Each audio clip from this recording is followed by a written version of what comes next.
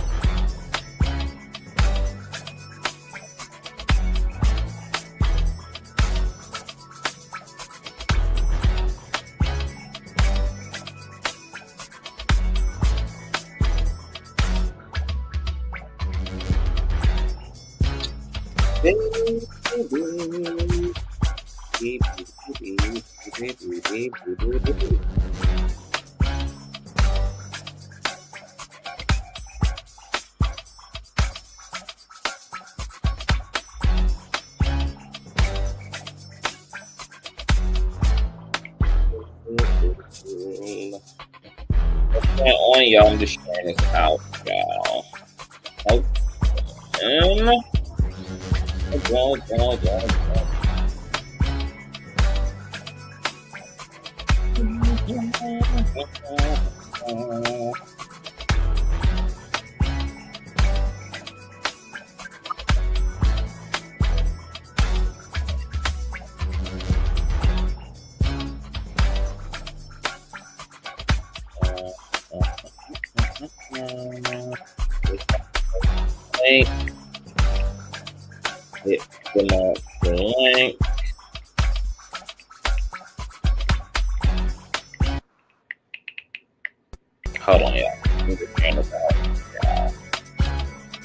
I'm just sharing this deal.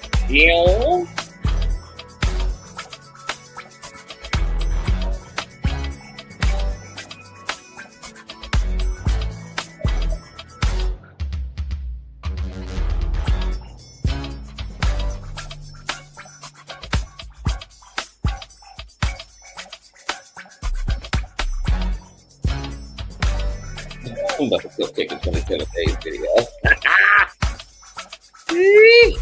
Baby.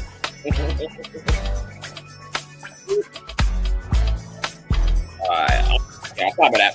Okay, so this what's going on, you guys? Hey y'all. So I just want to come and give you guys kind of like a thumbs up on what is going to be going on.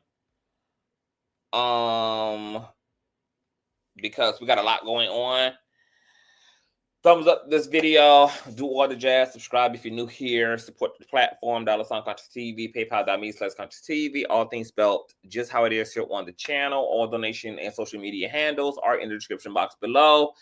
And share the stream out to whatever it is you have digital community. Okay, with no further ado, let's go ahead and push on. Where's my intro? Where's my intro, Gria? Where's my intro, Gria? Okay, here it is. 1, 2. Oh. I know a place where you can recharge your soul. Baby, that's Consciouztv. And in the midst of brokenness, he gon' see your asshole. Baby, that's Consciouztv. You gon' heal, you gon' laugh and catch a little shade. Ooh, girl. Y'all know he be slaying, y'all better stop playing. Come hear what he's saying. Ladies and gentlemen.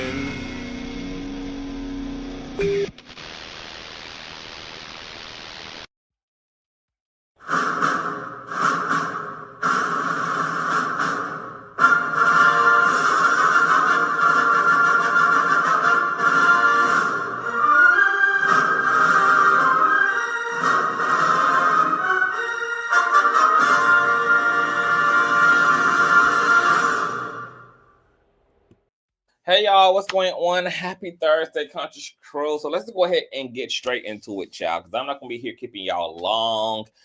I am so physically exhausted, y'all. Like, y'all know we did back-to-back live streams yesterday, and then y'all know I've been vacuumed into the Now That's TV network vacuum, and so I be binge watching all that ratchet ass reality TV, and they have 50,011,000 series on the Now That's TV network. So I'm only giving Now That's TV my $6, girl, for the next 30 days, and I'm out of there because I just came off of pulling out my support of Zeus, and I'm not going to be able to, keep my support now that's TV, girl. It's just too gutter and low down, but, they done got me hooked right now. So when I got off of live last night, which was already late, we didn't get off live stream until 1 or 2 in the morning. And then I went immediately and watched, all this ratchet ass TV. And I was literally up till like 7. And then my maintenance man called me because he was making some repairs this morning, and he ended up coming over really, really, really early. And then after he left, I was up till like 11. So literally, I didn't go to sleep till 12 noon today. And then I woke up at 5 in the afternoon. So I literally had like 5 hours of sleep off of a 14, 15-hour day. So when I woke up, I felt like I had been hit by a darn Mack truck, like completely through. I got up, I took a shower, I ordered me some food, and I had the spirit of content creating, but my body was telling me to sit my fat ass down. So I sat my fat ass down. So I just been responding to DMs and emails, and then I finally got the strength, child, to do a little bit more than that and get up in here. Yeah, Playboys Miami, South Central Baddies, Love and War, the First 48. Like, girl, they got me in there. I'm in there. So all that's been going on. Now, while we're here today, it's because I had a very enlightening moment today, and we're going to talk about it. So to give you some context, child, to why we heard is, you guys know we have been covering the viral video of singer Tish Hyman and transgender woman Alexis Black that has been going viral all week. Tish being outraged that Ghost Gym were allowing trans women like Alexis into their gender affirming spaces, whether that be trans men in the men's restroom and locker room, and or trans women in the women's locker room and or women's restrooms. And Tish was apparently not here for all of that. She caused a big stir at Ghost Gym LA. They kicked her out, revoked her membership, and since then, there have been interviews that have been done. I was literally just also reading the Daily Mail's interview that Alexis Black did, the trans woman in question, where she also provided a lot more conversation. You know, guys know they also took to TMZ and both gave their sides of the story. And of course, Tish, since this gone viral, has been in every video, talking about her feelings, her thoughts, etc., her wanting trans people in their own spaces, etc. So, we have been covering that content, and I have been providing y'all with my point of view on this whole shared space situation between natural born folk, bio folk, and trans folk.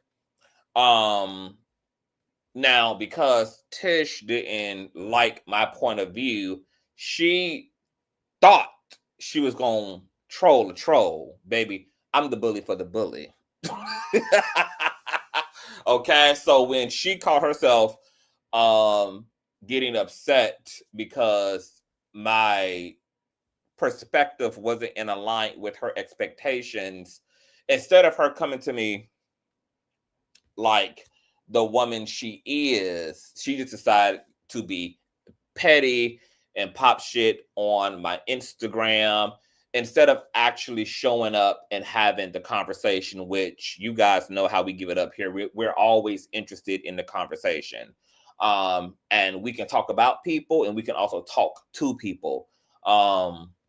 And so when she decided to play it that way by being petty, I still took it upon myself to be the bigger person and send her the link and say, hey, you can pull up and advocate for yourself. If you want to speak to the situation, like, come and join the conversation, because at the end of the day, this is a community issue, and it's an issue that's pressing to both trans folk, queer folk, and natural born folk. Let's talk about it.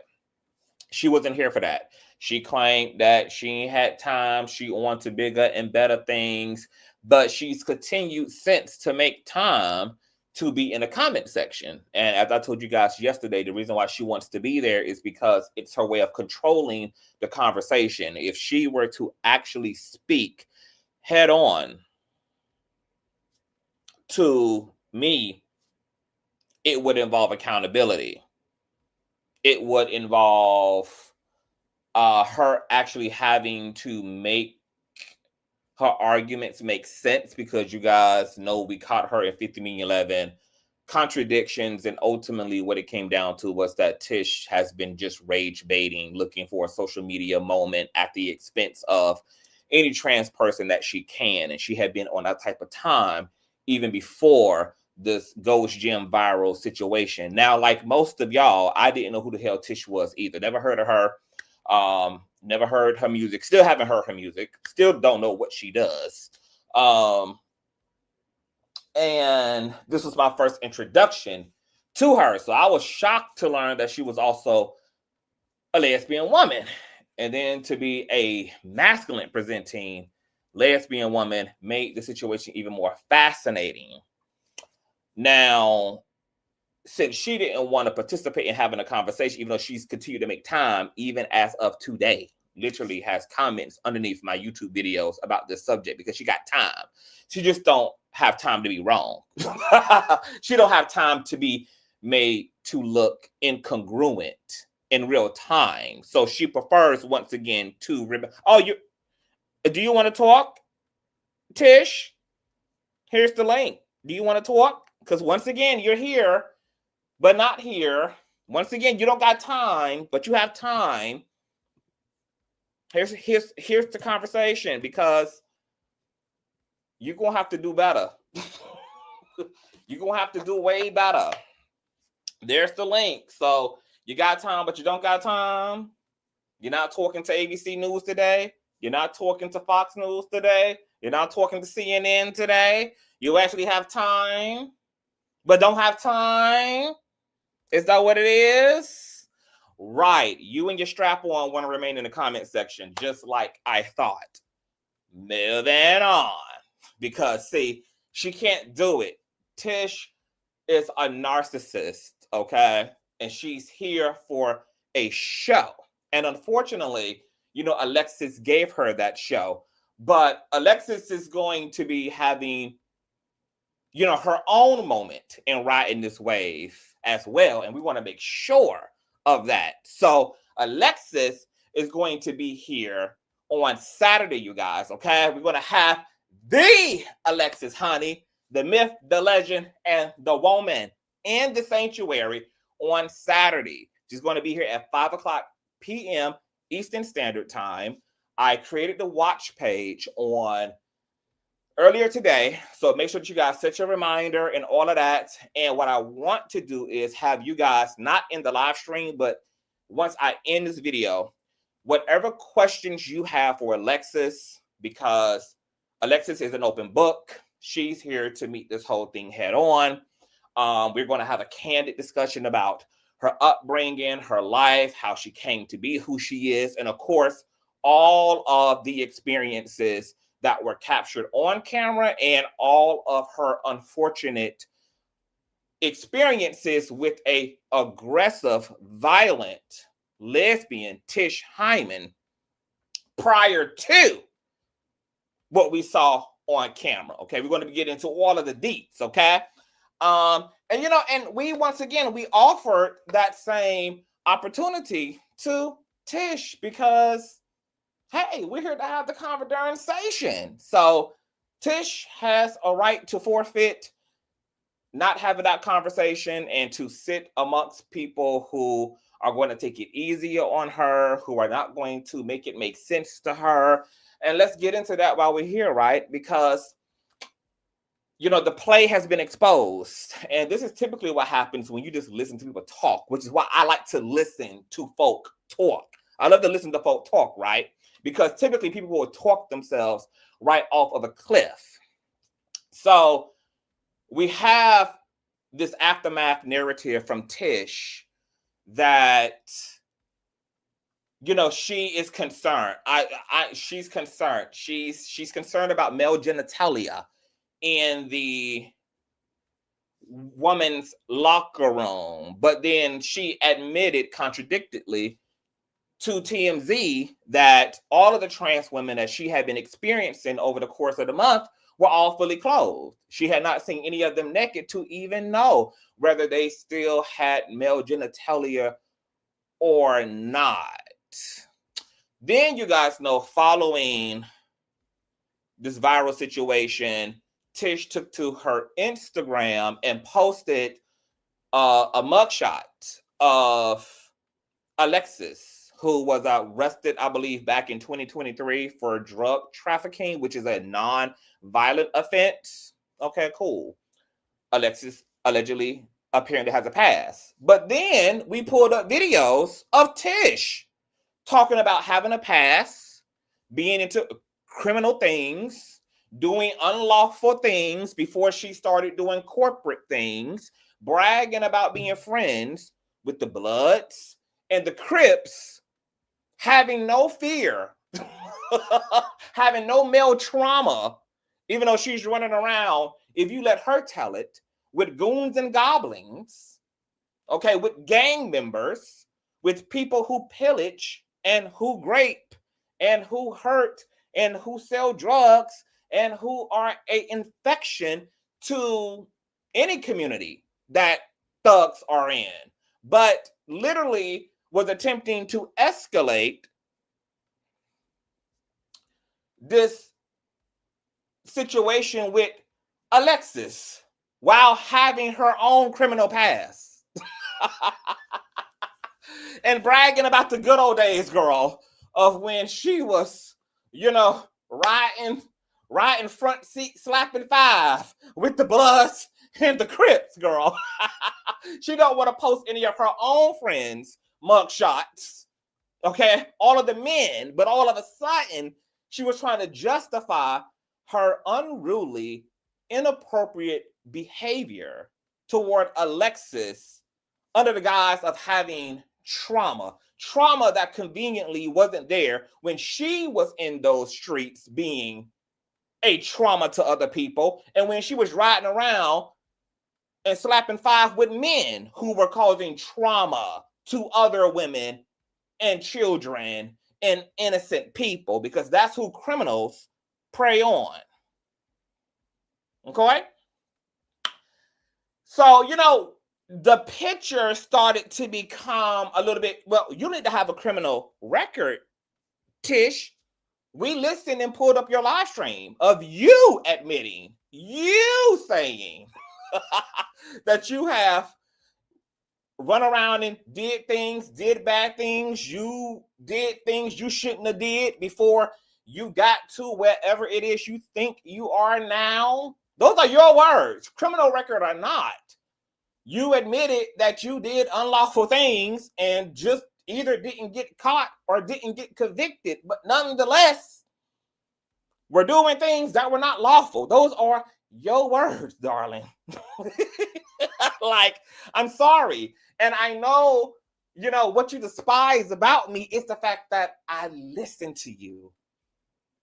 See, what I'm really trying to understand where people are coming from, I do that interesting thing that most people don't, which is I listen. I listen.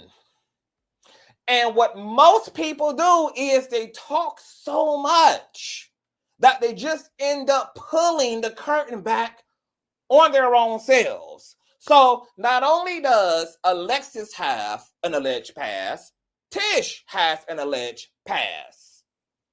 Tish, on admission, that she broke the laws and did fucked up shit before she started doing corporate shit. Her words. Her words. Okay? Then, when we listen more to that TMZ interview, you know, as you guys pointed out, y'all found more interesting inconsistencies, like her going on and on about how she, you know, I've never dealt with this issue, you know, in my life, and now all of a sudden it's in my face. But then, out of the opposite side of her neck, spoke about how she had had 6 to 7 different encounters prior to Alexis. Then what social media did was found that what Tish has been doing in my comment sections recently is what she's actually been doing in other queer people's comment sections prior to her viral moment, which is being a nuisance, attempting to be a digital troll, which a woman as old as Tish should be embarrassed. But considering how we can see she acts in public, you know, it is a true and equal reflection of her behavior digitally, okay? So we're talking about someone who has a history of being transphobic, being queerphobic, and we had our own beautiful residential lesbian on the platform China who came up here and was honest as a lesbian herself, as a stud herself, about the fact that yes, there are lots of studs, same-gender loving women, particularly Black same-gender loving, masculine-presenting women who have a lot of internalized misogyny. They can be just as transphobic as hetero cis men can be. They can be just as homophobic as hetero cis men can be. They can be just as toxic as hetero cis men can be. No, Tish don't want to be added to the live. So y'all take that up with her. She's made it clear she don't want to talk. Okay? She done been given the links and all of that, girl. She don't want to talk because she can't make it make sense. All right? So we had all of that. So we had one person with a pass calling out somebody else who had a pass. We had one person who is and has a feminine body but presents in a masculine, ostracizing, bullying, and othering someone with a masculine body but who presents femininely. Like Tish and Alexis are two sides of the same coin. Now, you guys know what my personal critiques were. Whenever there's a new paradigm shift in society, people always get afraid. People always get radically fearful. People start fear-mongering. They did this shit when Black folks started integrating. They do this shit when any radical shift takes place and there are now people being introduced into a space that people never had to welcome into a space. So there's always a ruckus. And we're seeing this ruckus as trans folk integrate themselves into dominant society because queer people are just not willing to live in the sewages of society anymore, girl. We're all day walkers. The gay girls, the gay guys, the non-binaries, the trans girl, we're all now day walking people, girl. Okay? We're not trying to hide it. We're not trying to deny it. We're all living in our respected truths. And we're just wanting a little piece of the American pie, just like everybody else does. Okay? All things fair, all things love. But the critiques that I personally had was, okay, it's one thing to have concerns. Fine. You're experiencing something you've never experienced before. You, according to you, despite how heavy, though, the trans conversation has been in society, you know, you're going to claim in TMZ that, well, you know, this is new to me. This is new to me. This is new to me. Okay, fine. It's new to you. But I was still trying to figure out how did that justify the way Tish handled Alexis, because let's move into a little interview with the Daily Mail. Okay, because Alexis told me in the DM today that she, has been on a press tour. Multiple media outlets have been reaching out to her. So she has a lot of interviews that will be rolling out over the next 48 hours, including our very own on this coming Saturday, which I am so excited for. Like, I am so excited to learn about this very interesting person. I'm very excited to just understand Alexis and how she just came to be, how she's been handling the viralness of this drama. What are her current thoughts? What is she taking away from this? What she would like people to know, etc. Super excited to have her here. So gracious and appreciative that she wants to sit down. She's not running like Tish, but yet, in the comment section all the time, she's not, being coochie about it at all. She's making herself available to be addressed, to answer questions, to even be reasonably critiqued if it's going to be constructive. Not running and hiding from nothing, unlike Tish. So let's check out this Daily Mail, because I learned some things in this Daily Mail interview that I hadn't before. Let's see here. And like I've been saying for the past few days, I want women like Tish to exist. I think Tish should be able to present unconventionally. I think Tish should be able to be masculine. I think she shouldn't have to show up in the way that's expected of her. That's expected of her as a female. She shouldn't have to identify that way. She shouldn't have to acquiesce to the status quo. She should be able to wear her strap on under her dickies. She should be able to be boyish. She should be able to do all these things. We want that for Tish the way that we also want that for Alexis. But Tish don't want us to want other people to be able to exist in unconventional and alternative ways. She only wants that privilege for herself. She only wants to be revolutionary, and she wants to be the only one who can be unique and different and alternative, but does not want that equally for anybody else. And she's upset that we not only want that for her, because it is her right and she should be afforded to exist and live in a way that is authentic to her while still being treated in a dignified way. We want that for everybody else, including the Alexis Blacks of the world. Okay? So let's check out this Daily Mail interview that Alexis Black did, okay? Transgender woman at the center of a California gym showdown claimed the now viral blow-up is the latest in a long-running feud over the women's locker room, the Daily Mail can reveal. Alexis Black, 32 years of age, of Los Angeles. Okay, so Tish is 8 years this woman's senior. Acting a straight fool in Gold's Gym, baby.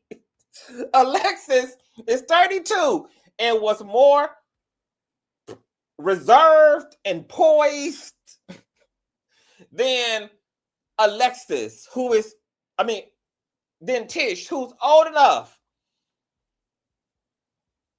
to be Alexis's older sister, old enough to be her stepmom. My God. Alexis Black, 32, of LA, gained national attention after singer Tish Hyman exploded in front of gym goers at Gold's Gym in Beverly Hills on Sunday, shouting, quote, "Grown men with big pings are in the women's locker room, even though she admitted to TMZ that she had never seen any of these trans women naked, that they all were fully clothed, wearing lip gloss, identifying as trans women.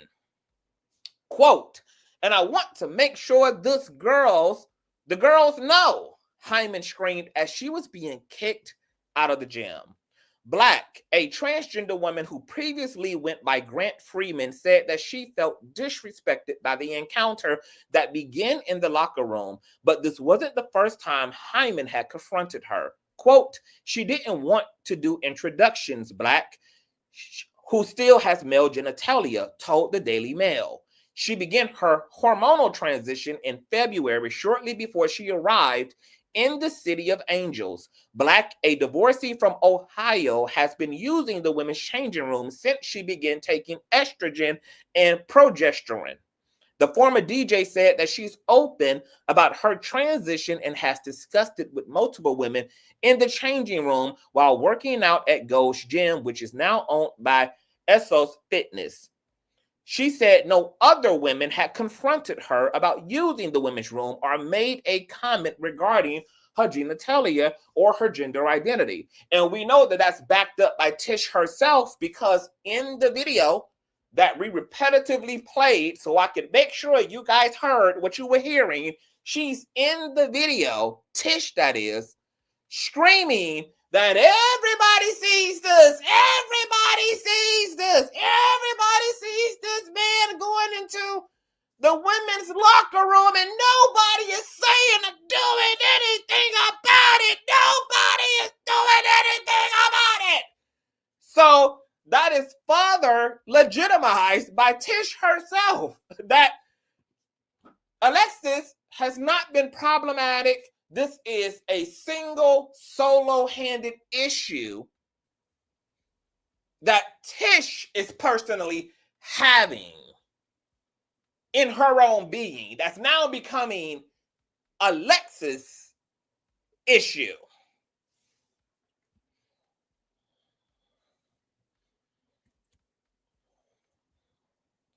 She also revealed to the Daily Mail that she has no interest in having a penis and does plan on fully transitioning. Quote, that's crazy, Black said about Hyman's Big D's comment. Quote, that's the thing that hurt me the most. I am growing breasts. My hips are growing wider. Black, who admitted to having visibly masculine physiology after 14 years as a personal trainer, revealed that it wasn't the first time her and Hyman had clashed over the women's locker room. The Angelinos said that they've had altercations at least 4 other times, with one allegedly becoming physical, with Hyman laying hands on her. Black, who often referred to herself as a goddess, also claimed that Hyman had filmed her both inside and outside the changing room. And some of you guys also clocked that as well, because I was getting comments earlier on my YouTube video. Matter of fact, let me see if I can find that comment. Somebody had clocked it that as well. Let me see here. How doing? Let me find a comment. I'm sure that, okay, yeah. So a commenter by the name of User Body Soul had said under my video yesterday, I am sure that there is a no camera or video policy in the gym locker room and bathroom. Tish has admitted to breaking that policy, consequently violating the safety and privacy of all gym members and the gym's TOA. I have not seen the gym's TOA, but I am sure that Tish signed it. She claims that they revoked her membership because she complained. We actually have no idea why, as Gold's Gym has not given any information on their reasons. What else has she been recording if she was also, in fact, recording Alexis Black? And once again, you guys, between Alexis and Tish, who self-admittedly is a criminal, who just wasn't convicted for her crimes, but nonetheless committed those crimes, and who's also same gender loving, and who also is masculine presenting actually, by the metrics, is more of a danger in women's spaces as a self-admitted criminal who is sexually attracted to women who presents in the masculine than Alexis would be. And now Tish is in the comment section telling y'all that y'all not even women.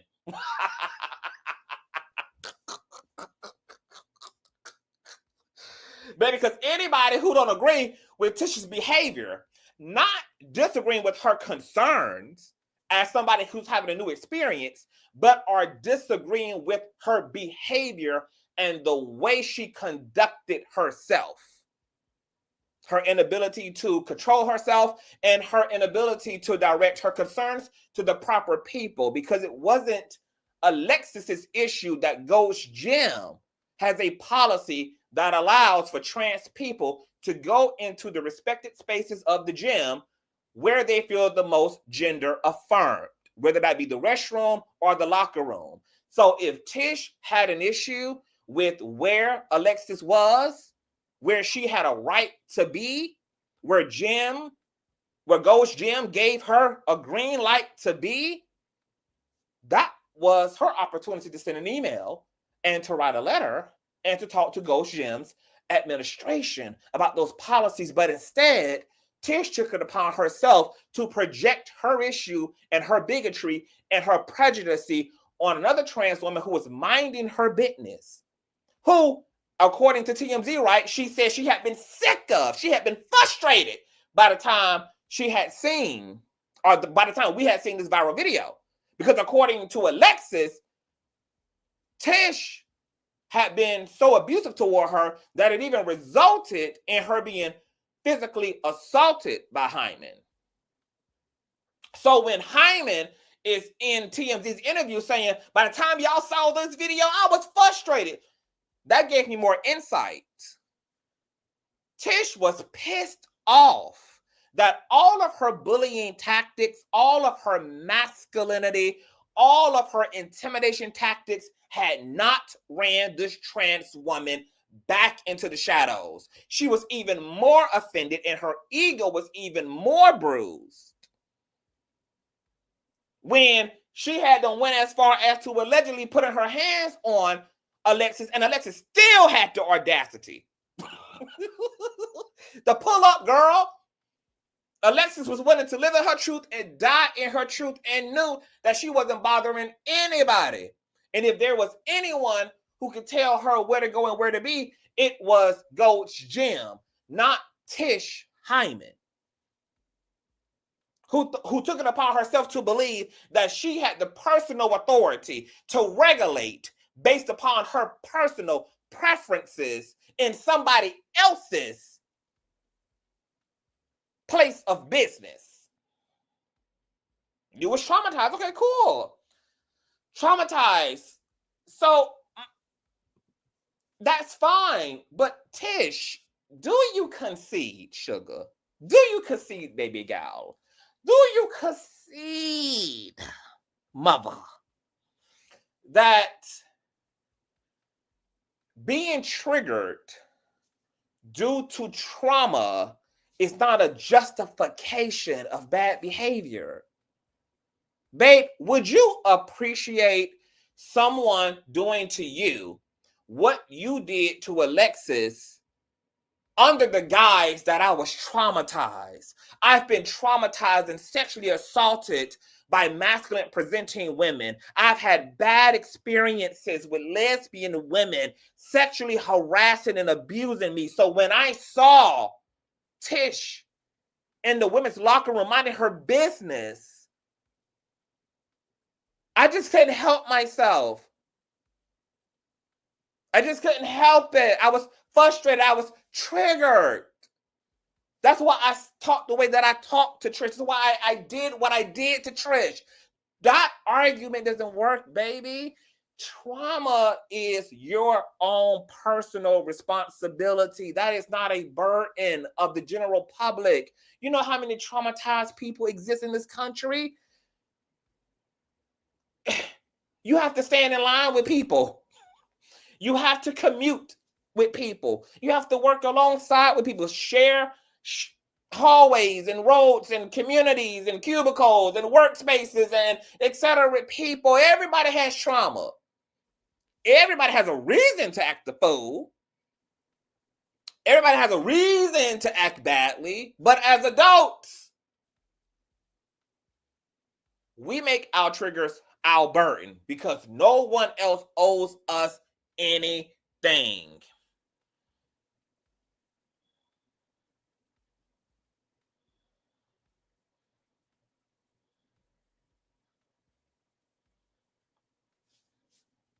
When does trauma become a reason to be and justify bullying and trying to publicly humiliate someone?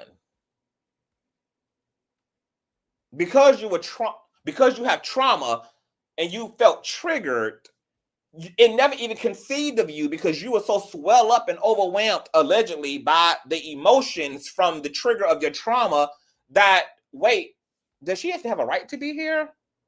Let me go consult the people that run this shit first before I get to going upside Alexis's motherfucking head.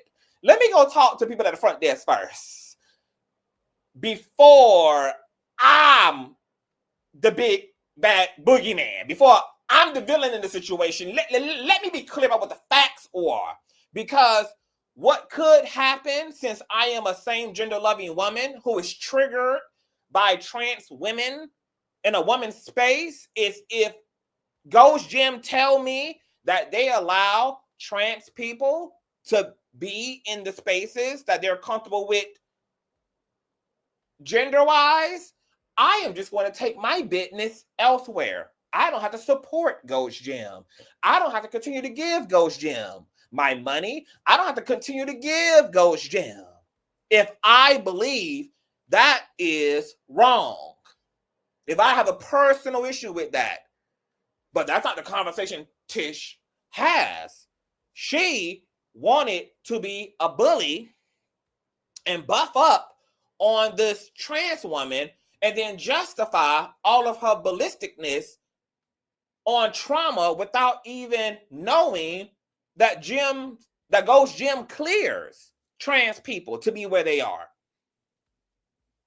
And see, this is what we talk about when we talk about personal responsibility and being of emotional intelligence, which is something that Tish doesn't have, unfortunately. You know, I hate that Tish has such an opportunity with this viralness to really do something meaningful with this manifestation. But instead, because she's so emotionally dense, because she's so childish, because she's so deaf-toned, because she's so immature and emotional, and she believes that people should just be able to, get away with what they do to other people based upon, them being upset, which is crazy. That's wild work. Because that woman that you described, Tish, being in a women's restroom who mistaked you for little Boosie Badass, what if that woman had not been reasonable? What if that woman who mistaked you for Wesley Snipes in the female's restroom or locker room was not reasonable enough to listen to what you had to say? What if that woman had actually acted like you acted toward Alexis? What if she had become so triggered up, girl, that she didn't even believe you? Because as far as she was concerned, she was looking at a man in a woman's space. And then what if she would have decided to verbally berate you, physically put her hands on you, pull out her phone and start recording you in this personal space, and then acted a plumb fool, just like you did with Alexis? I find it interesting that when you were in Alexis's seat, you were able to afford the person who was about to vilify you with reasonability and communication. When you decided to communicate with Alexis and Alexis told you that she had a right to be there, that was when you shut the conversation down. And then if you need it for the verification about whether Alexis was telling you the truth, that's when you go talk to Ghost Gym administration. And then if they verify to you that, yes, Alexis has a right to be there based upon our bathroom and locker room policies, that's when you got to make another adult decision, which is to pull your support out of Ghost Gym, rather than making your issue with what Alexis had a right to be because Ghost Gym gave her that right, and berate her and terrorize her, and then make this whole thing about trans women being an endangerment to girls and females when that wasn't even your own experience.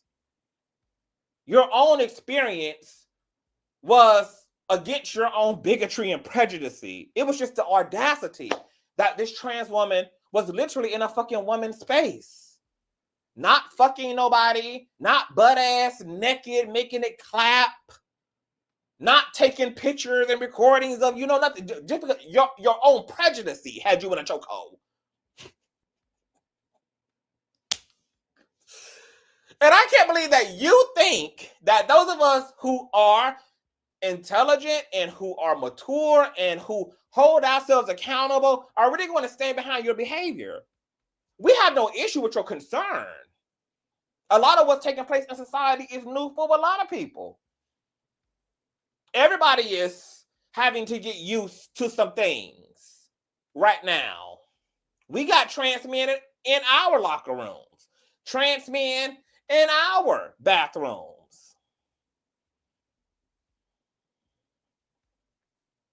I have experienced trans men who are femme presenting, which means that while they identify in the male, they're walking around in full femme garb.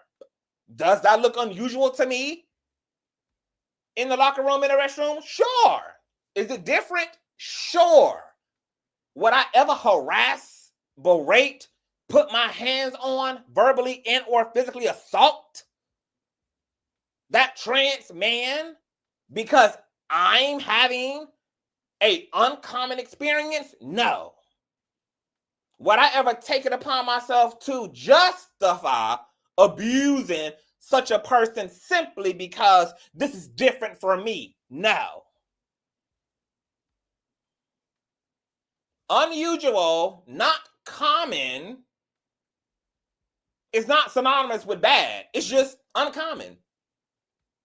Am I used to this? No. Does that equate to the fact that there's something wrong here? Not necessarily.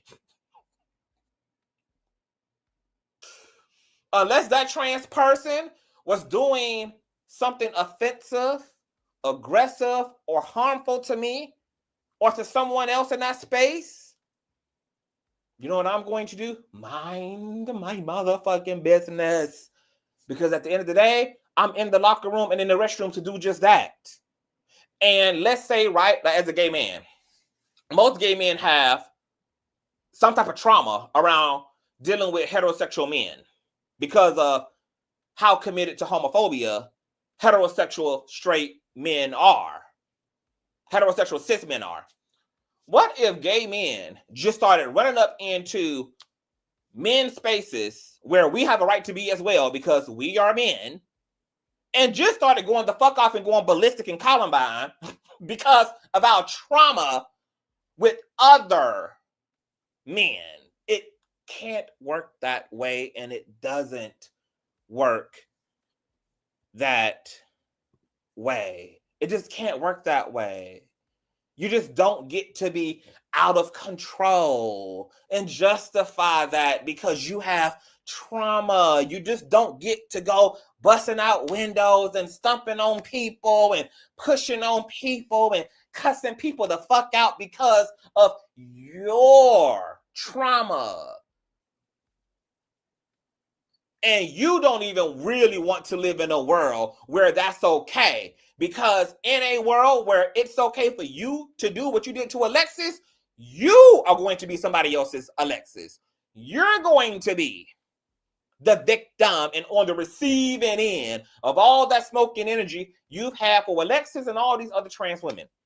that you've been running into. So all we were doing was clocking your immaturity, not clocking your concern, but clocking the way that you responded to a situation that was new for you, so you say.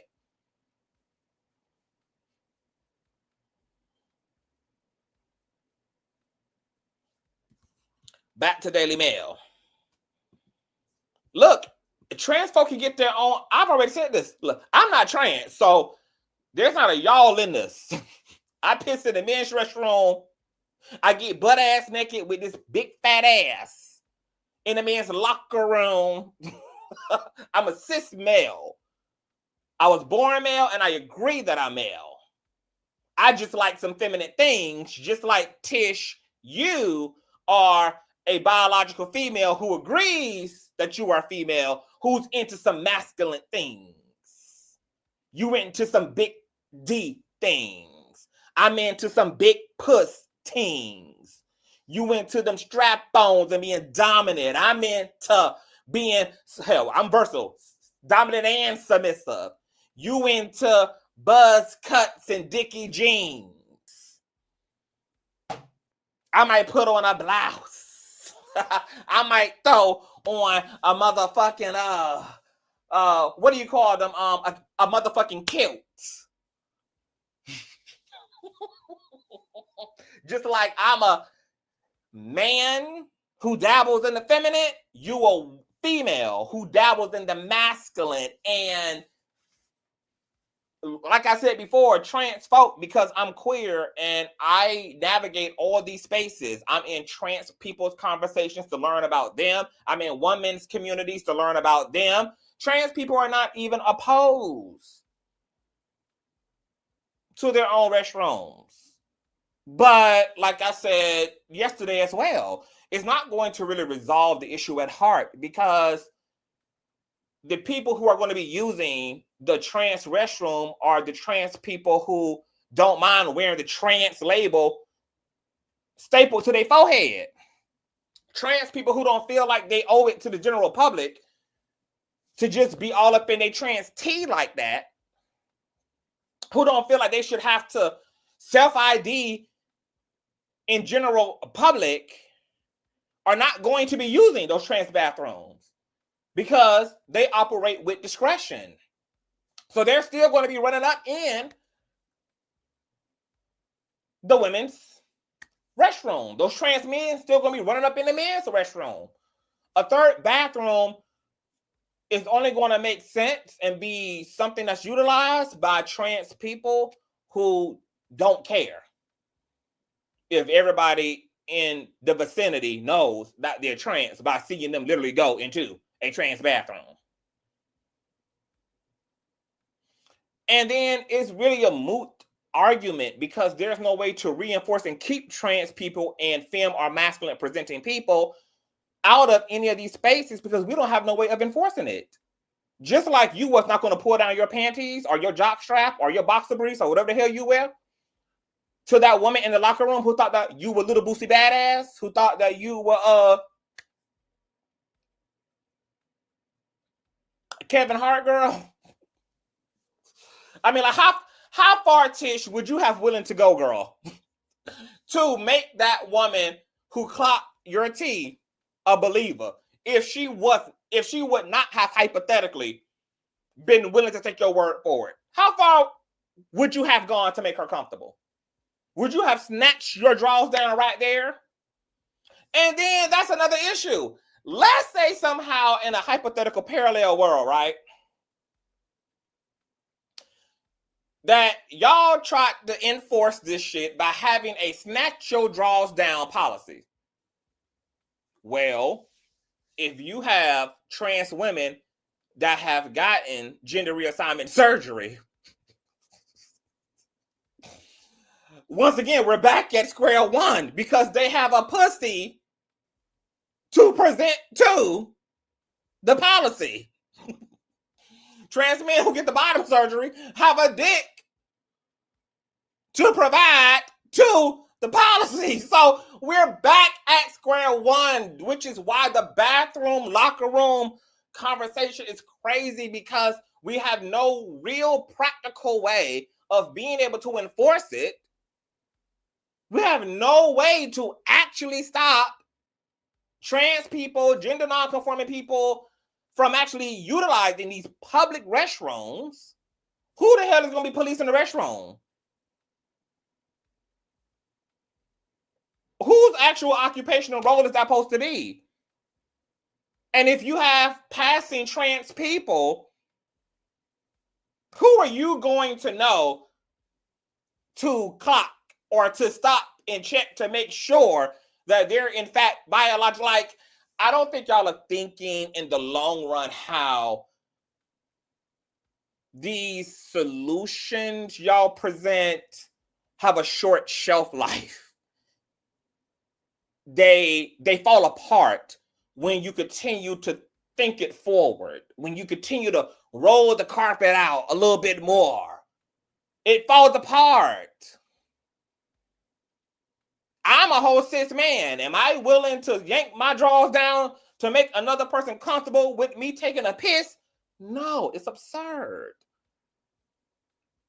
You can say, okay, well, let's present the license thing. People have to, have a license, that reads male or female, where they allow trans people to identify as male and female on their state IDs.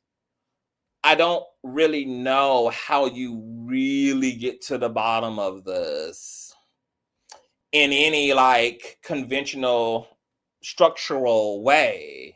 I really don't, because I really want to know who the fuck is going to be assigned to policing people in all day, every day, coming in and out of motherfucking public restrooms. And I really want to know what's the enforcement. And a third bathroom don't solve that, because all trans people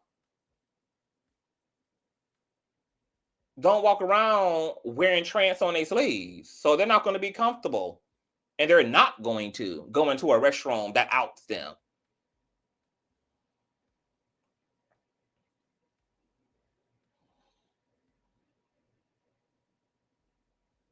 If you say, well, trans people should just go to the motherfucking bathrooms and the locker rooms that are aligned with their sex at birth. Well, Blair Whyte, who is a conservative, right-wing trans woman who I would argue has passing privilege, did a social experiment a few years ago. And she did just that. She said, okay, y'all say that I should stay out of the women's restroom, so I'm going to take my trans ass with my titties and my waist and my hair and take my femininity into the male's restroom, girl. And she did that at a federal building, bitch, and they damn near shut the fucking building down, girl. She had the top floor in a ruckus because the men literally thought that there was a born female in the restroom and went ballistic, bitch. She was kicked out of the space the whole nine. So trans people can't exist in the spaces that are aligned with their sex at birth, because that optical illusion creates an entire outrage in and of itself. And at the same time, there's some cis men and women who don't want trans folk in their spaces, while also a third bathroom doesn't solve anything either, because once again, all trans folk are not going to use the third restroom and out themselves. Like, trans people want to pass for a reason.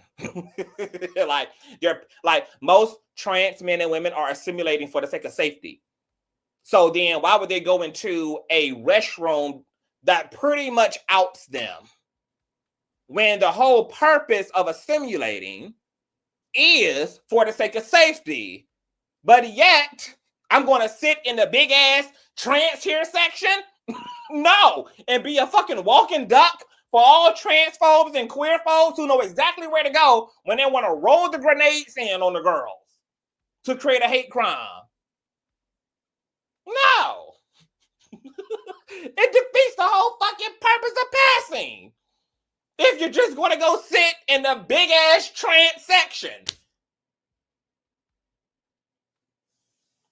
Because we have a trans violence issue. We have a transphobe issue.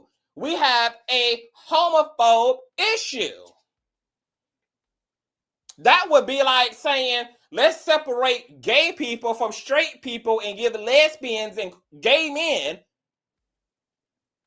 their own restrooms. That's only going to work for those who are proud and loud and don't give a fuck and who wear their identities on their sleeves.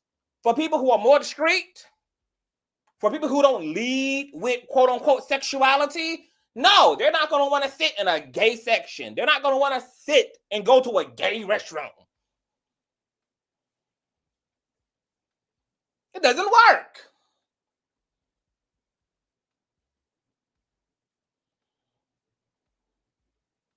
Hell, you got lots of queer people who try to assimilate to heteronormativity for the sake of safety. Because as long as there's a witch hunt against queer people are going to be looking for safety. They're going to be looking for spaces, people, and opportunities that give them stealth ability so that they're not triggering, quote unquote, up the homophobes and the queer phobes and the transphobes, etc. This solution of a third bathroom, it don't work. There's no way to reinforce penalties against non-gender conforming or trans people utilizing whatever said bathroom that affirms their gender. So what are we left with? What are we left with as a solution? We're left with the one thing that a lot of people just cannot bring themselves to accept, even though it's really the only fucking solution. And the only solution is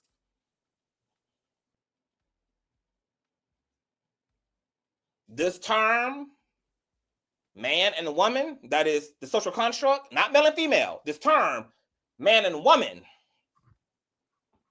baby, is going to have to be a literal umbrella term that encompasses all those who fall under one of those social constructs. And that means that we are going to just simply have to make space and get over the things that we've been taught to believe about people not like us, people who are different from us, which is a hard thing to do. And I know that America is a nation of very spoiled, privileged, entitled, indignant, ignorant ass, self-entitled, narcissistic pieces of shit who never like to do the work.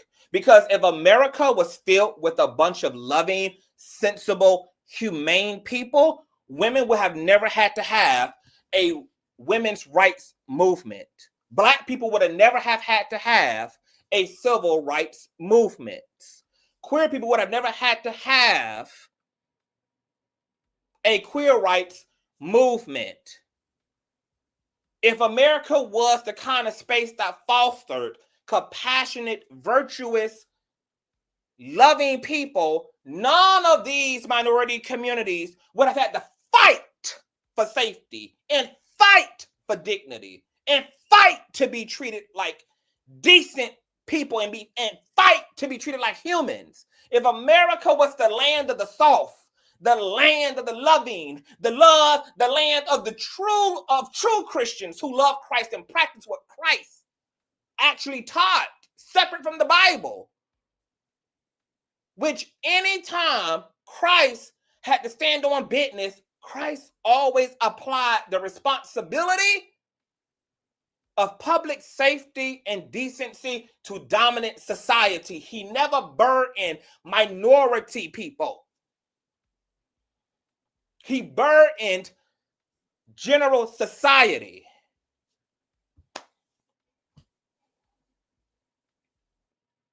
Christ is literally in the New Testament giving an entire dissertation to the disciples.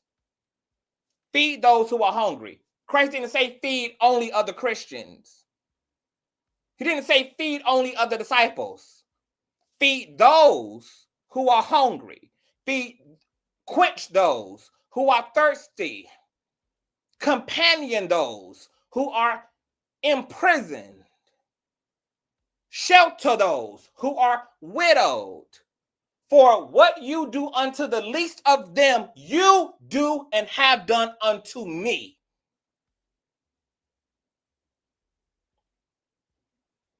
So all these quote unquote loving people who, I love people, I'm a Christian people, but yet you want to cherry pick who gets the resources. You want to cherry pick who gets the dignity. You want to cherry pick who gets to have pride. You want to cherry pick who gets to be okay and who doesn't get to be okay.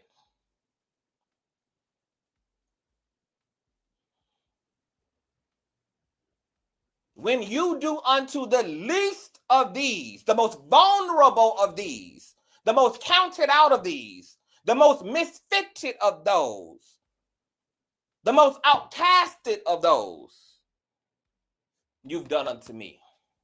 Unto me you have done a good thing by doing unto them a better thing.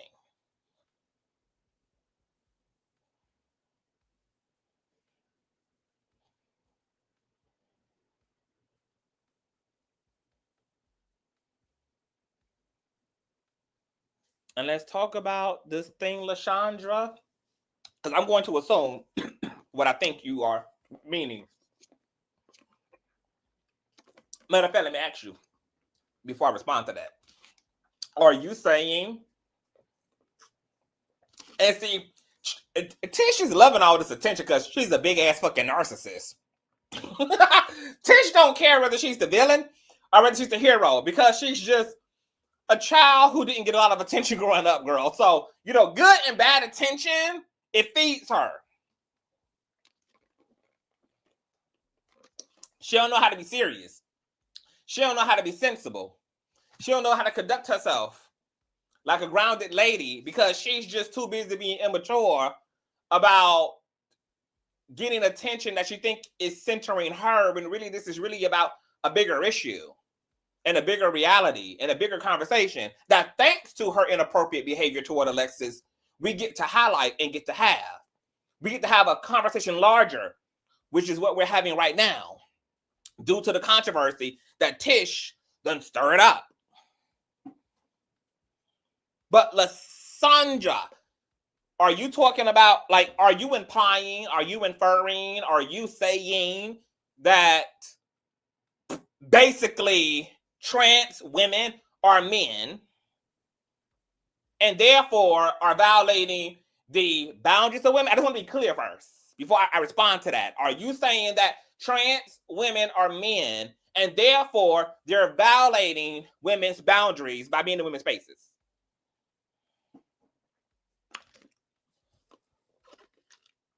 Tish been in the chat. Yes, she's in the chat, honey. Soaking up her attention. This is Tish. Listen to Tish. That's Tish in the chat. Because she has MAGA loving supporters. Tish is actually a token lesbian who is licking the boots of white Republicans. And some of her white MAGA supporters actually came into my DMs today and called me the N-word with the hard ER. Oh, yes. She literally has white followers that are literally racist, but because she chooses to settle for tokenism, she will even align with them if it means her being the exception to the rule, because she's a sellout and a raccoon. Yeah, I'm going to show you and prove to you this.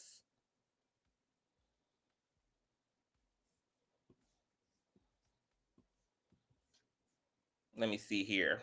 Yeah.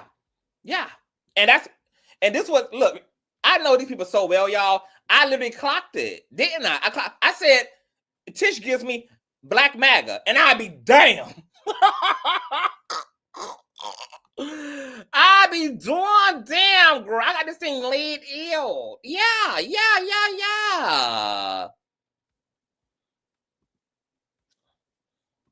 Let me show y'all the receipts, Grill. Let me show y'all the receipts, Grill. Hold on. Let me show y'all the receipts. I thought I had them loaded up. Let me see here. A little bad bitch. This is my fucking problem. And yeah, I got a fucking problem. Okay, boom. Prophecy TV, girl. I'm telling you, girl, I got them all mapped out, honey. Because I done been around the world and So, this Consciouztv second cousin fucking Billy Goat cheese cracker came into my inbox at her defense. So this is past the laser beam. So y'all make sure to get past the laser beam on Instagram all the way together, girl, and let him know I sent you. Okay? Past the laser beam. So he said, yo, what kind of man tries to pick on a woman? LMAO. I said, bitch, that manly looking woman is on my social media spiraling, not the other way around. What kind of alleged woman picks a fight with a man? LMFAO. Then I said, and the descendant of the KKK definitely can't speak to me on behalf of a black woman that your ancestors put in chains. Suck a dick, ho. So he said, watch your mouth, nigga. Now, he edited, as you guys see here, the word edited. He edited his comment because his original nigga was ER. And he tried to edit it before I clocked it, but I had already clocked it and screenshotted it, as you can see here, when my iPhone had informed me that I had a message from Pastor Laserbeam. And you can see his original message, watch your mouth, ER. Watch your mouth, ER. These are the people that Trish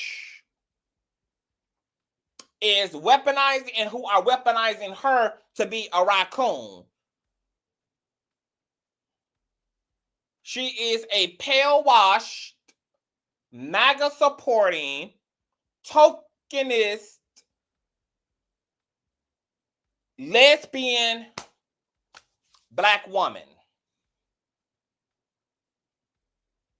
who is at Master's feet begging for more porridge. And I had been clocking her this whole time, y'all.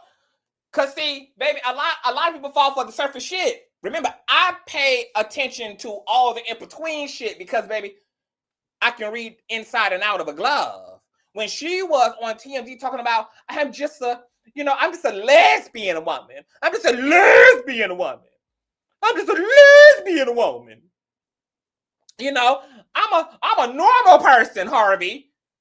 You know, trying to normalize herself because of her own LGBT intersection at the expense of othering trans people. I saw all the telltale signs of a sellout and someone who is truly insecure with themselves from the beginning. A pick Misha, a two-spirited mammy.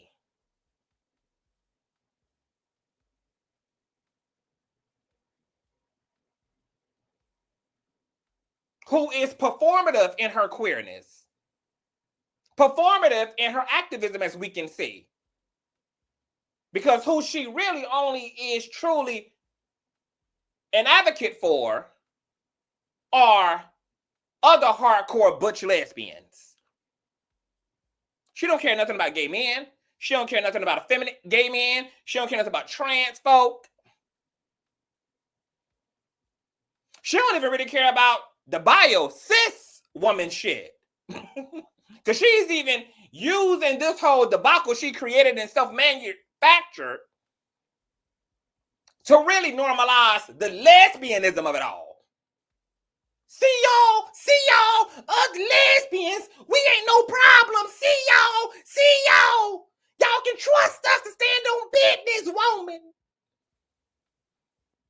This is just an inadvertent way to beg dominant society for the acceptance she also claims she don't motherfucking need, while attracting a bunch of people who gonna let her do their dirty work. They're gonna let her implode her own community and cheer her on so that they don't have to be the notable bad guys, because Tish is going to be the homophobe and the transphobe for us. And then we're going to gas this bitch up and run our asses right down to that voting booth and vote for Trump and have their asses doing what they're doing right now, which is striving to overturn rights for all people, including lesbian women, including same-gender loving women. But Tish so insecure. Tish has such a deep need to belong, girl, that she can't even see the play. She can't even see the alley-oop. She can't even see the game that's being ran down on her.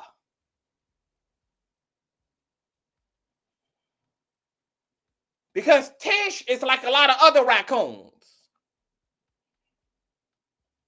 which is that they have the attitude that since we can't beat them, let's join them instead. I'll be the token lesbian. As long as I get to self-preserve.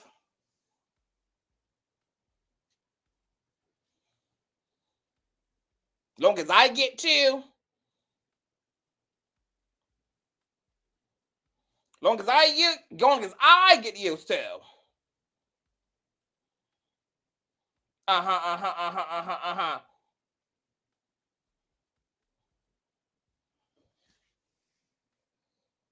Straight up sell out. And fuck every other carpet munching, black, MAGA, Trump supporting hoe. And that's a hoe, whether it's HOE or HEAUX. And all the other variations of hoe. Who got Congress right now, Grill? Trying to take the right to carry, the right to marry away from these losers. Delusional, bitch. Delusional. These are her followers. A white man coming to the aid of a black woman against a black man and using a racial epithet. My God, so if I'm an N-word, Jesus, what is Tish? And she's darker than me. My God. How do you have racist white men trying to defend a black woman by being racist as a solution? But who are they following the lopsided upside downness of it all from? They leader. They leader. Now all of a sudden, she don't know them. So what I dare you to do, Tish, since you don't know laser, let me see here. Since you don't know past the laser beam, what I dare you to do, since you so black, right? Because this is where you stand up at. Is I dare you to publicly rebuke on your own social media platforms past the laser beam who follows you. I dare you to put this cheese cracker in his place and tell him, bitch, don't you ever in your motherfucking life, bitch, step into no black ass business using racism as a motherfucking remedy. How are you stupid? Are you dumb? Exactly. They ain't gonna give a fuck because see, look, every opportunity there is, girl, for her to rise up and stand on something, the only people she want to stand on is trans folk. She has an opportunity to stand on her racist ass followers. She don't want to do that. She had an opportunity, girl, to also take the meat and spit out the bone from her fellow gay brother, aka CTV. She don't want to do that. Got 10 toes and still don't stand on shit. How dreadful. How fucking dreadful. How dreadful. How dreadful. Laser the beam. What kind of man tries to pick on a woman and calls me a motherfucking N-word? Because he jumped himself. He jumped his pale ass into a conversation that was A and B, or in this case, C and T. How cute is that? Now look, with all of the things we've been talking about here, the gag about it is, I don't even have no issue for Tish. The reality is that the more that I actually learn about her, the more that I see how she moves, I pity her like I do all raccoons. I just pity her. I'm just like, oh my God. Another one, girl. Another one bites the dust. Another one bites the dust. Oh my God. I pity her. My heart goes out to Tish.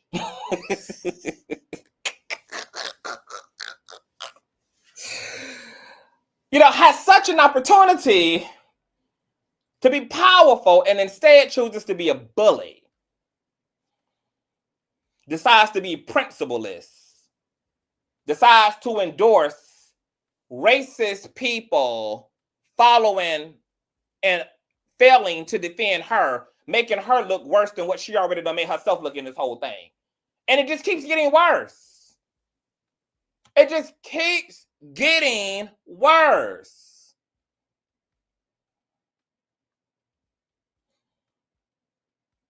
So you don't care about having followers because this ain't the only white man. This ain't the only white man in my comment section. MAGA loving Tish got racist white people, girl, deep off into black queer business. She can stand on a Lexus, but she don't want to stand on a cheese cracker. Yikes. Yikes. Yikes. Yikes.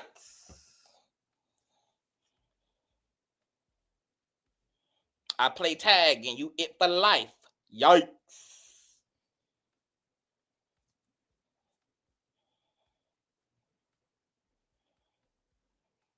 It's a yikes. Now let's get back. Don't block her. I don't want to block. I want Tish to be able to be here, use her First Amendment rights. Y'all know us, baby. This is what we here for. Y'all wanted me to wake it up, I woke it up. Ain't with the blocking, baby. We too deep in, not to block. Because Tish, we're going to leave the door open, boo, for a true reform. Because like you told me, you said, CTV, I believe you can be saved. And you know what? I feel the same way about you. I believe that you can be saved, mama. I do. I think. You might be living deep down on Raccoon Boulevard. But I don't think you quite made it home just yet officially. I think there's still an opportunity for you to bust a hard U-turn. Even though you deep down there.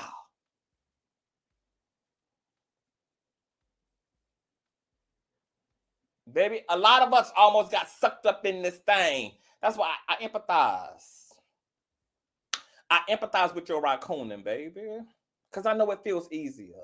It feels easier, baby, to prefer bigotry and prejudice because it gives you proximity to an oppressive system. And you think that the more you can normalize yourself at the expense of other people, the better treatment you'll have. And in some way, that's true on the front end, which is why you have a lot of hetero bio folk who are like, I don't see no problem with what you did, Tish. These people are just hating on you, Tish. But then we see the way that exit poll data looks. We see how many people who follow you ran their ass down there to vote against black folk, to vote against women folk, to vote against poor folk, to vote against queer folk.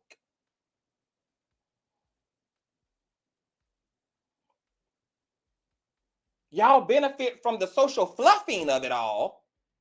But like Candace Owens, like Kanye, you always end up biting the ass and only participating in your own social melodrama.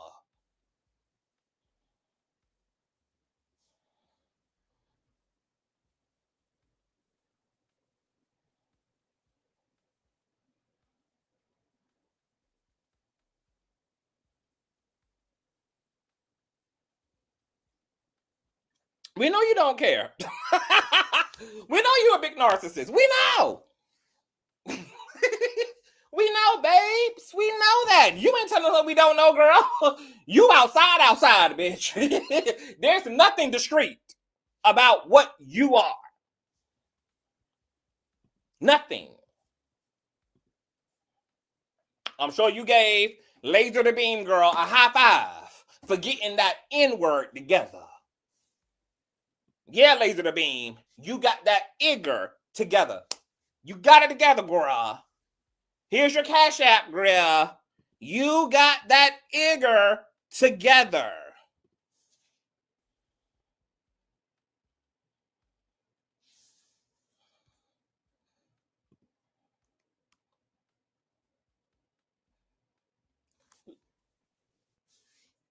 And Tish doesn't even see how insane she looks.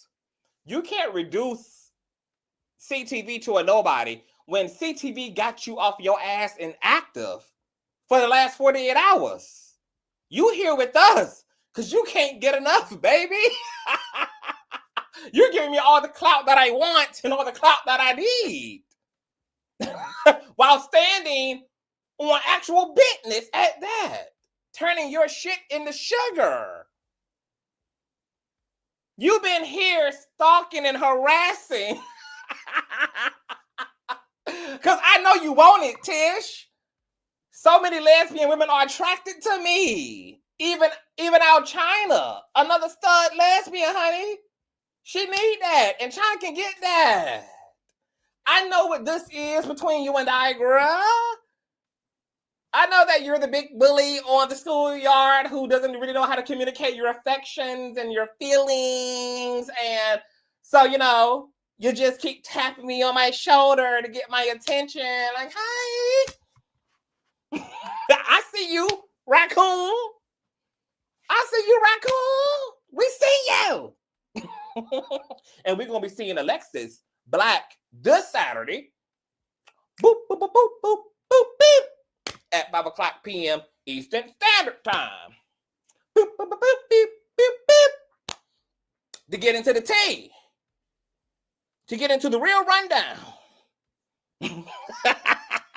And we're going to use Tish's clout to do it with.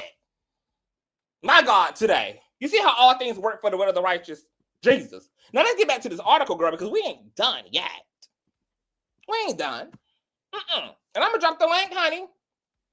Let your followers know, girl, that, this is an open conversation, because I am going to talk about a conversation I had with one of your followers. And it really brought healing to me. We're gonna get into her.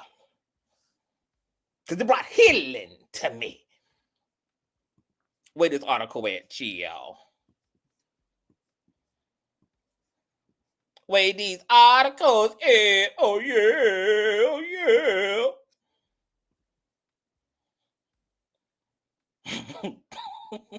Stop it, Todd. Stop it. Okay, now back to the Daily Mail article. Because, you know, the outlets have been reaching out to Alexis Whyte. Okay, so the article, okay, the woman that Tish bullied and tried to bully up out of Ghost Gym, but got ran up out of herself. It goes on to say, so, let's go back up. I don't even know where we was. Okay, yeah, let's get up in her. Prior to her hormonal transition, let's actually go all the way back up here. So Alexis added that puberty for all women doesn't happen overnight, and it will take time for feminine features to start fully showing. Quote, I've spent 30 years building a different body. It's been 8 months since I took my first dose of estrogen, Black said. It didn't happen in one day. Black took her first dose of estrogen and progesterone on February 12th of this year, when she lived in the Bug-Eye state. Since then, she wears very tall metallic heels, lip gloss, and feminine clothing, although she's always dabbled in dresses and skirts since a young age. Prior to her hormonal transition journey, Black said she wore skirts in the men's changing room at the gym, leading to many men believing that they mistakenly walked into the wrong locker room. Regardless, Black insisted that she is a woman, and it's not her job to cater to everyone else's needs. People just want to be angry about something. I'm not going to carry anything for them, Black told the Daily Mail. She also disputed Hyman's idea of adding a separate changing room to avoid mixing transgender and cisgendered women. Quote, they're all trans. Just throw them in the same room? Black mocked before growing serious. Quote, we're all humans. I think transgender changing room sounds crazy. She also doesn't understand the logistics of the idea, questioning if this would force establishments to offer 4 restrooms for men, women, trans men, and trans women. Black, who previously called herself an angel rising, told her parents that she was a woman at the age of 8 and was informed that it was just a phase. But Black knew that it wasn't and spent years tucking her private parts and twirling around in dresses. Black showed some of her femininity in high school and even wore heels and fishnets while married, but said that her womanhood exploded out of her one day, girl. Because, you know, the truth, it just has to inevitably come busting out of the closet. And when you try to force that closet door closed, it only closes you in and ends you. So she left Cincinnati for Los Angeles in February, leaving behind her DJ gig, where she also went by Angel Rising and her ex-wife in their legal woes. Black spent a year in an Ohio jail after pleading guilty in a domestic violence case against her ex-wife, Alexis Ray Freeman, who still legally has Black's dead surname. Quote, that's already resolved legally and personally, Black told the Daily Mail regarding her legal woes. My focus is on healing. She also told the Daily Mail their shared name is a coincidence and that's all, and declined to discuss the court case further in a tense follow-up call.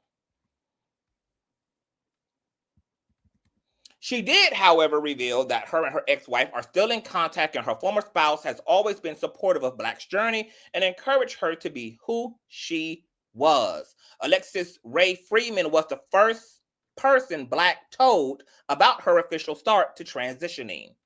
Black revealed the information in a phone call to her former partner after receiving her first shot of estrogen. The call came after a roughly 8 to 10 month period of having no communication. It's a very complicated and traumatic relationship, Black tersely defended in a follow-up call. The Daily Mail has contacted Alexis Ray Freeman for comment. In a written statement to Daily Mail, Black said, quote, for the record, I want people to know that I'm a transgender woman who's worked hard to live in truth and peace. I've already owned and healed from my past, and my focus now is on creating safety, embodiment, empowerment for myself.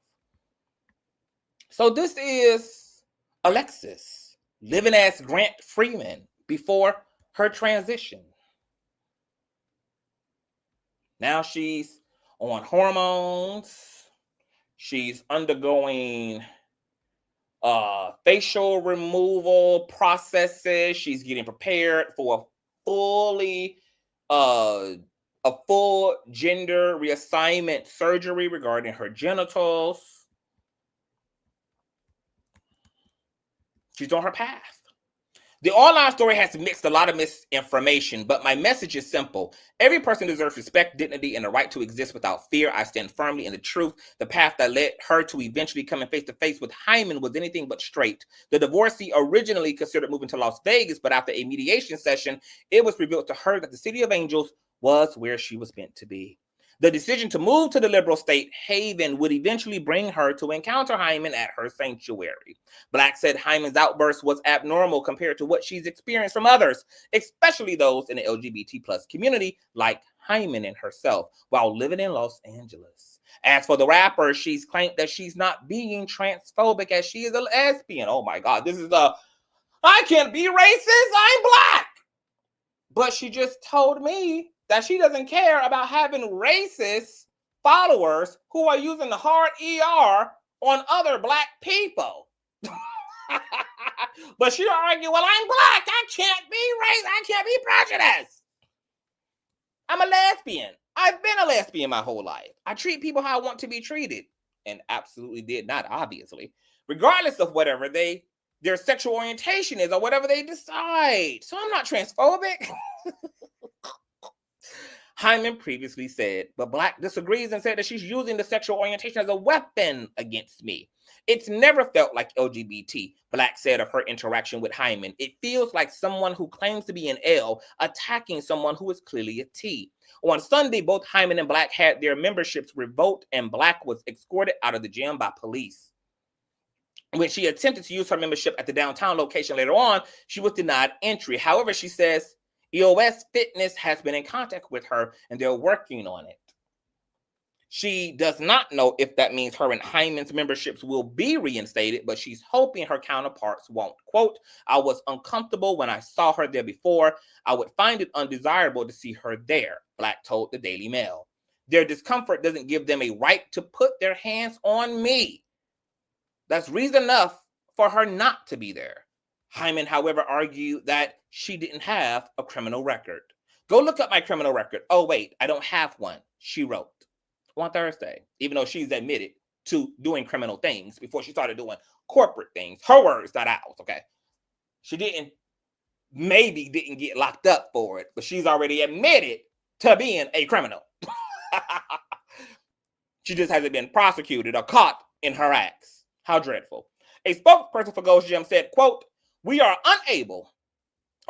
aware of the recent situation at a former Ghost Gym franchise location that is now EOS Fitness. We have reached out to EOS, which has informed us that they're actively reviewing the situation. We defer all further questions to said corporation. The Daily Mail has reached out to Hyman and EOS Fitness for comment. Woo, child. So what y'all think? Because Alexis is going to be here Saturday. You know, being a bad bitch. Talking. Ain't running. Ain't high. And, you know, Alexis is a pretty resilient bitch, baby.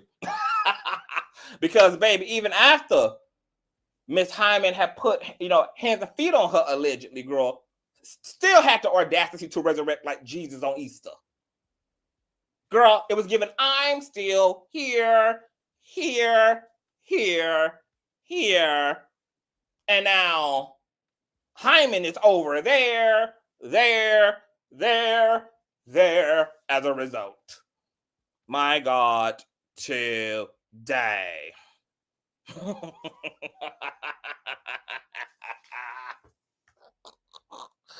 Girl, Alexis is giving I'm still here, girl.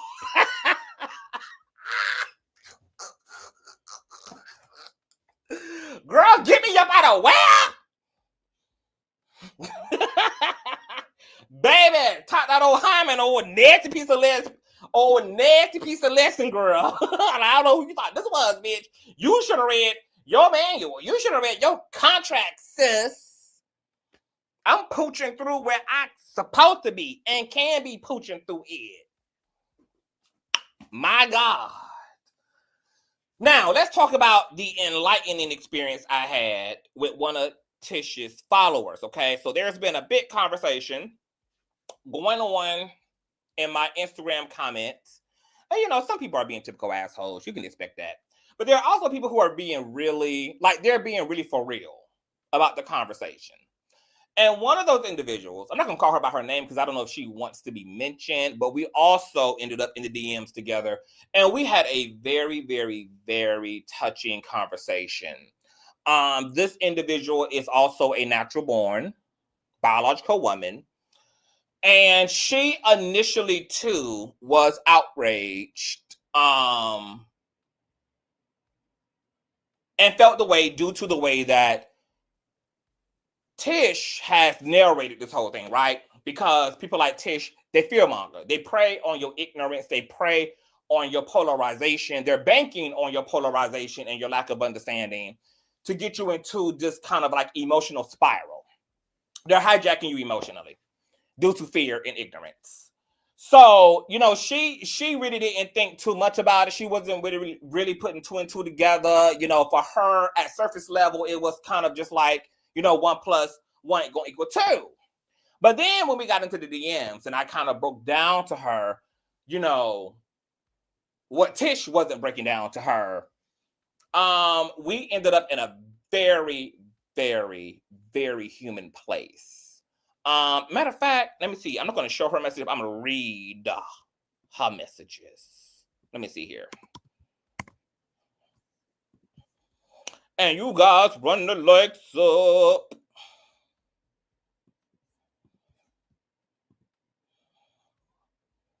Because I'm still here. Let me see here. Okay, so she's watching right now, actually. So I'm going to keep her identity concealed because I don't want, you know, I don't think she's ready for all of that. But I really appreciated this conversation. So this is what the conversation reads. I said, hi. I messaged her first because, you know, she was in my comment sections, going back and forth with somebody else. I said, hi, my platform is open for discussion if you want to have a serious and mature dialogue about this issue. I have no problem talking with people who are interested in talking. You know, we can go live at any point and have a public discussion about the topic. She replied and said, I really appreciate your message and that you platform people who might disagree with you. I think that's really brave. It's rare and important, truly. I'm tired. You guys are probably so effing tired too with the same argument. And I really don't want to have a full-blown argument with anyone about this. I'd like to think on it though, because I'd like to be brave enough to have a serious conversation instead of commenting back and forth. Commenting gets nowhere. I think what you do does. So I like to seriously think on it. I appreciate the message. I replied back and said, yes, I am freaking tired of all sides. And I'm freaking tired. All sides are. Laughing emoji. It's exhausting, but a reoccurring topic. And I'd rather speak to rather than speak at someone. I invited Tish initially when she started trying to troll me because she didn't like my point of view. I gave her the link because I much preferred to speak with her rather than at her as well. But she decided to not do that because she has no interest in listening, yet continue to make time to be under my live stream comment sections being petty instead of really communicating and striving for middle ground like she is here today. This issue is hurting people on both sides, and it shouldn't be a trolled subject, but be met with sensibility, compassion, and reasonable solutions. One of her white supporters DM'd me defending her by calling me the N-word hard ER. And I'm like, how are you defending a black woman against a black man by using a racial epithet?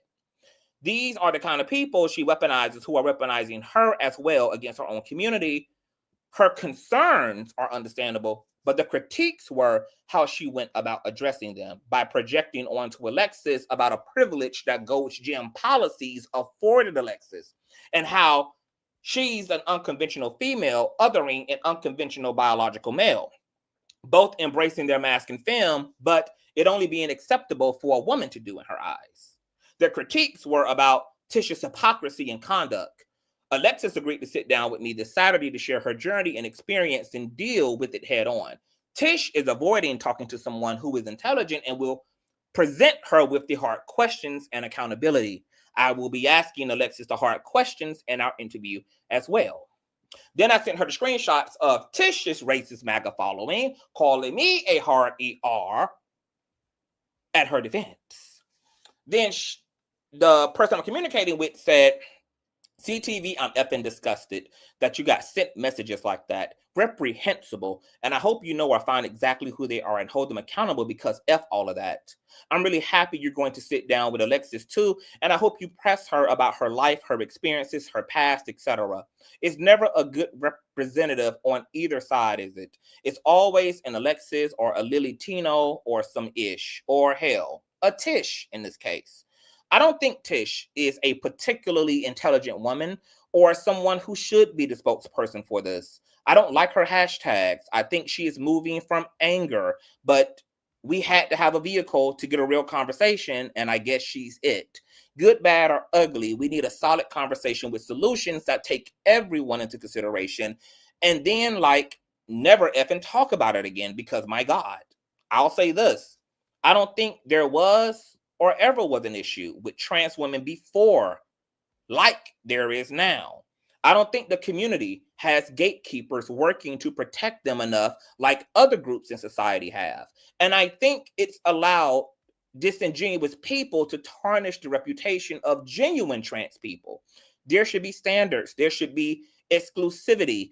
It's a special and unique group. It should have gatekeepers and not be open to everyone to use as a shield to do whatever the F they want. I think that's what has happened. My trans friends never had an issue. They were welcome into our spaces by all the girlies. We wanted them to hang and dress up and be with us. Let me also say, no actual trans person is a threat. The threat are the people that use the community to facilitate their BS. Gatekeepers is seen as a negative. It shouldn't be. I stand by the idea that trans people should and deserve their own spaces. Then I replied, I absolutely agree with the gatekeeping and standards. Most trolls probably won't go as far as to changing their license to the gender of their choice, etc., which are ways to help weed out those who want to pose as trans for the sake of rage baiting and abusing females in women's spaces. And if it's presented as a way to also protect genuine trans people from posers and losers, I think the trans community could hear that without feeling like they're being unnecessarily policed and more so protected by enlisting a standard. It does suck that femme-presenting people have been getting along and swerving in and out of each other's spaces since the dawn of time, but it seems that the trolls have caused a stir, which made the walls go up. Now we're having to go backwards to move forward. I think ideas and loving dialogue and proper implementations are definitely what's needed, but with queer and hetero folk wanting to play into the fear-mongering, it seems that it will be an issue that will take a lot of time before being resolved. But communication certainly is key and can't steer us wrong if our collective goal is to ultimately make the world a more grounded and safer space for all people, including the most vulnerable, aka females, queer people, children, the elderly, etc. What this person replied back to me and said is, what I'm going to take away from this conversation with you is, one, to drop the defensive approach when speaking to LGBT plus people. I'm the B. I'm surrounded by the rest of the letters. They are beautiful people that have never made me feel defensive, so I don't need to be defensive with people outside of my social circle. Two, be way more aware of falling for the fear-mongering and be so quick to defend certain people who are loud about some things that I might agree with.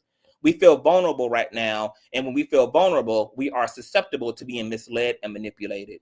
I appreciate everything you said. We don't have to agree on every single point, but damn, I always feel like when you have conversations like this, you have far more to agree on than not. And, we tied it up, baby, and that was Gorgeous. Oh, I'm so glad you brought up statistics, my love. I'm so glad you did. I'm so glad you did, my love. And I just want to let y'all know, girl, like, y'all don't have to be worried about a nosy hoe. Because a nosy bitch didn't have the kahunas, didn't have the strap privilege to even kick me off of their own felt panel, bitch. Instead, they kicked themselves off, girl. Because y'all know the girls never can contend with the king, girl. So, bitch, a pussy bitch is an irrelevant bitch, okay? Because, bitch, had it been my felt panel, bitch, and I didn't see it for you, and you, baby, you would be gone before I would be gone, okay? But the king runs this shit, okay? So don't worry about a pussy hoe and a failed hoe and a sued hoe.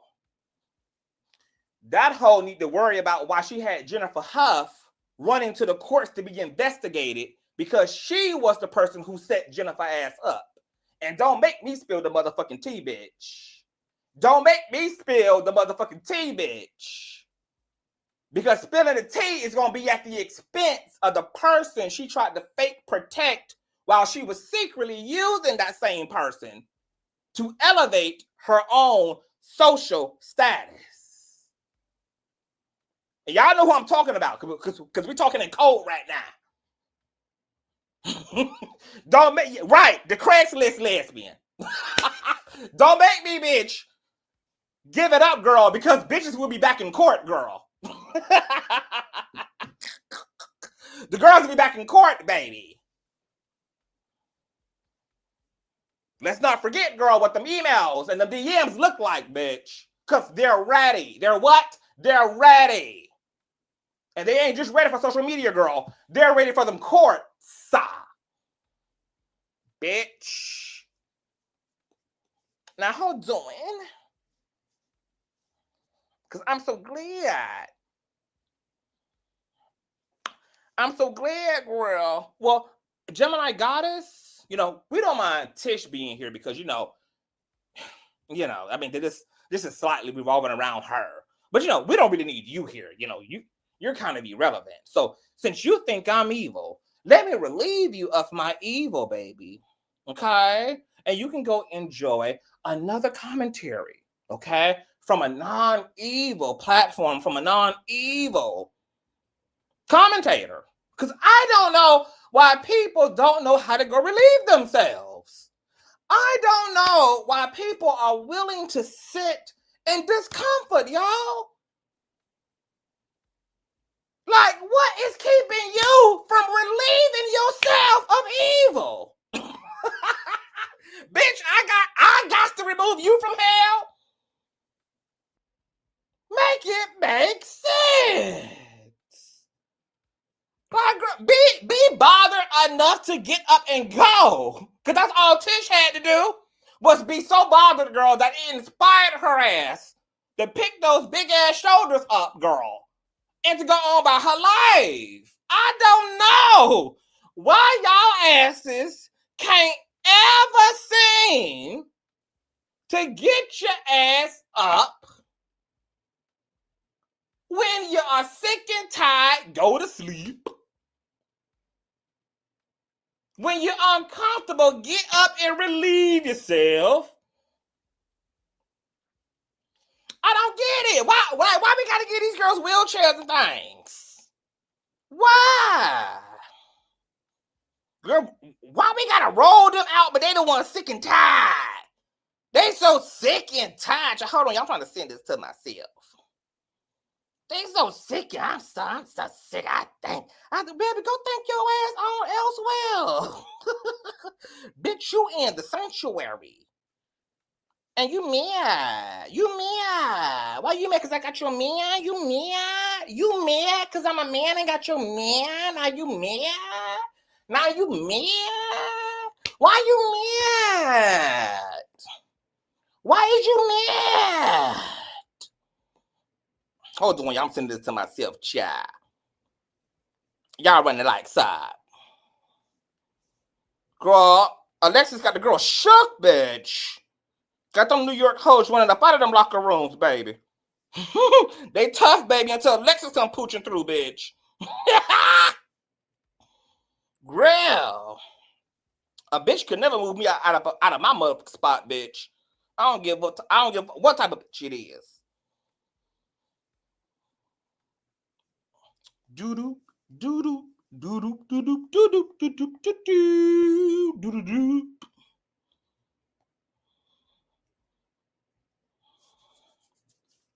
All right, hold on. Let me see if this show up. Hold on. But that conversation with this person, it was refreshing because there are people who really they understand and they're really genuinely trying to find a way to just get everybody on the ship. Trying to take we know that no solution we come up with is going to be perfect. It's going to be ideal because there's just no way to accomplish that in a very diverse society. So no, whatever solutions we come up with ain't gonna never be 100%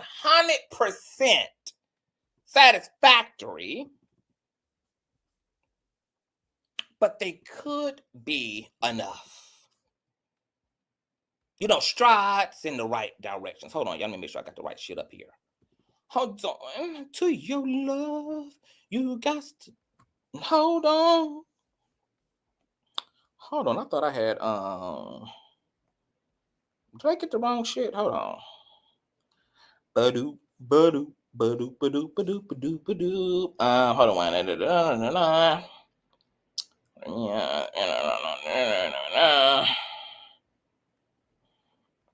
Hold on, I'm coming.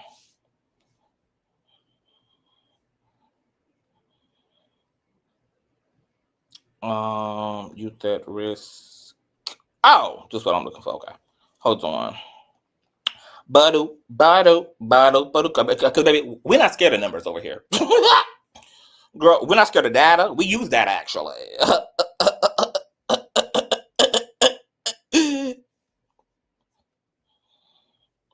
Girl, and whatever data you have, Tish, you can send that over to me, girl. We're not afraid of data over here, real. We're not afraid of it. We use it. We rely on it. Whatever data you have, girl, you can send it over here. Because we're not afraid of data. We're not afraid of numbers. We're not afraid of facts.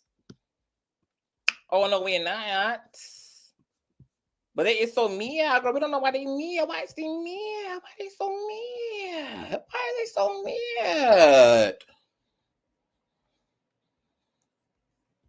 Okay. Now, let me pull this up. Honey, how doing? Girl, you need to be asking Alexis what gym you can go to, Miss Mamas. You the one who revoked up in there, girl. I guess it's back to New York. You go, child. So remember yesterday when we were talking, girl, about how people need to start majoring in a minor and major in the actual majors. Like, the bigger perpetuators of sexual crimes against people while they're trying to escalate, exaggerate, and embellish these boogeyman trans rapist situation. So let's talk about some data. Let's talk about men, okay? Cis, hetero, identified men commit men. Not trans men. Not trans woman. Cis hetero men commit the vast majority of sexual crimes. Most sexual assault and abuse perpetrators are not even strangers. So this whole idea of, male and female having to be worried about being assaulted by perfect strangers actually is on the lesser end of the spectrum. Most people who are essayed, raped, viciously assaulted are done so by people who know them intimately. People who have proximity, a family friend, a partner, an ex, a pastor, somebody who has, relationship. Okay. So I'm glad, bro, that we can do, we can agree on something here. Okay. Shout out to the middle ground. All right. Men commit the vast majority of sexual crimes. Most sexual assault and abuse perpetrators are not strangers, but rather people known and often trusted by the victim, such as a family member, an intimate partner, and acquaintances. Over 93% of individuals sentenced for sexual abuse were men. Most offenders are known to the victim. Statistics from the National Institute of Justice show that 73% of sexual assaults are perpetuated by a non-stranger, not the random trans girl patting her bra in the woman's restroom, not the random trans man fixing his jock strap in the men's restroom, not the random trans woman coming back from a shower in the female's locker room, minding her business, not the random trans man coming out of the sauna to get dressed in the men's locker room. But 73, more than half, damn near almost all sexual assaults are perpetrated by a non-fucking stranger, with 28% by an intimate motherfucking partner, 7% by a relative. Girl, the data is so incredibly minuscule on stranger SA that it damn near almost doesn't even make it into the group chat on the pie chart of the way that SA actually happens. So if it's not a family friend, if it's not a prophet, a pastor, a preacher, an ex, a fiance, it's somebody that you are intimately involved with.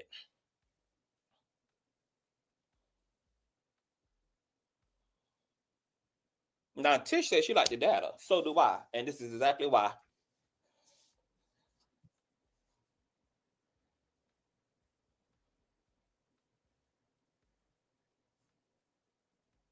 I don't understand.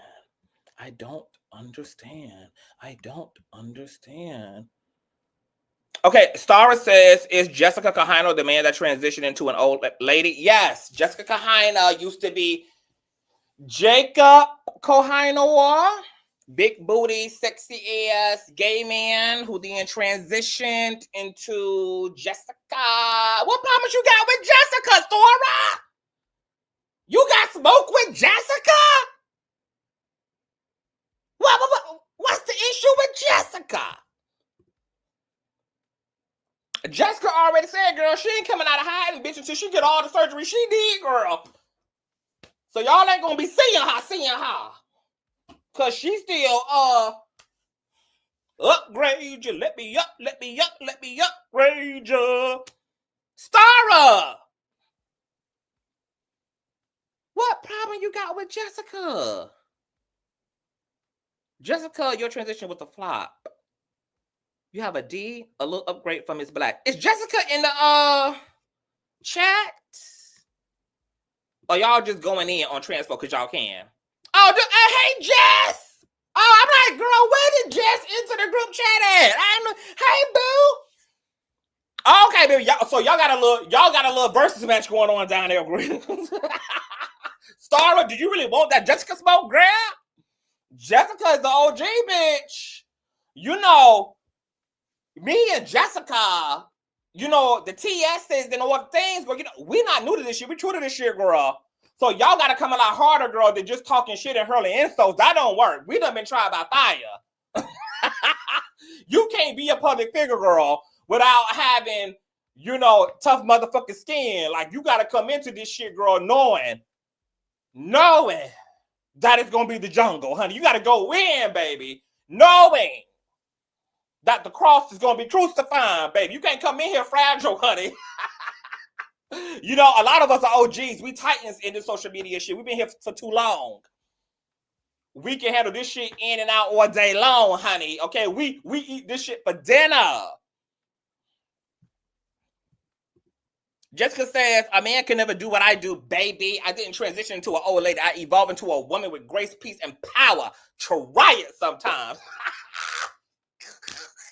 Girl, now we supposed to be here getting to some unity, y'all. We supposed to be here getting to some unity. Why is we fighting? Girl, well, you better get used to AI, girl, because Bill Gates done told y'all ain't none of our ass gonna have a job, bitch, because AI is gonna be running all this shit, honey. Jessica just getting a head start, girl, on the new age. Come on. Come on. I had no idea Jess was in the motherfucking chair. Hey, boo. Oh, my God.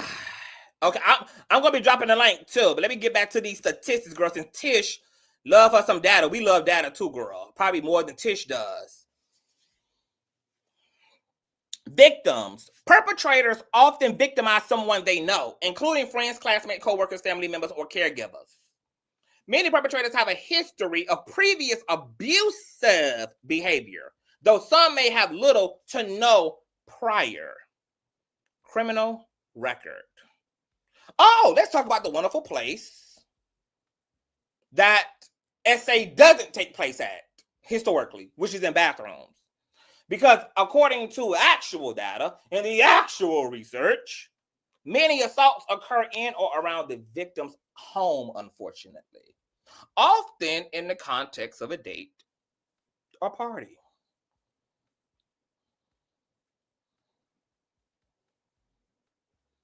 The relationship between the perpetrator and victim may vary by the type of crime. For example, data from the United States Sentencing Commission shows that Native Americans are disproportionately represented in cases of criminal sexual abuse, rape, and statutory rape, while white individuals, you know, the kind who defended Tish by calling other black people like Tish the N-word, make up a larger percentage of cases involving the production of child pornography, notes the United States Sentencing Commission and the United States Sentencing Commission.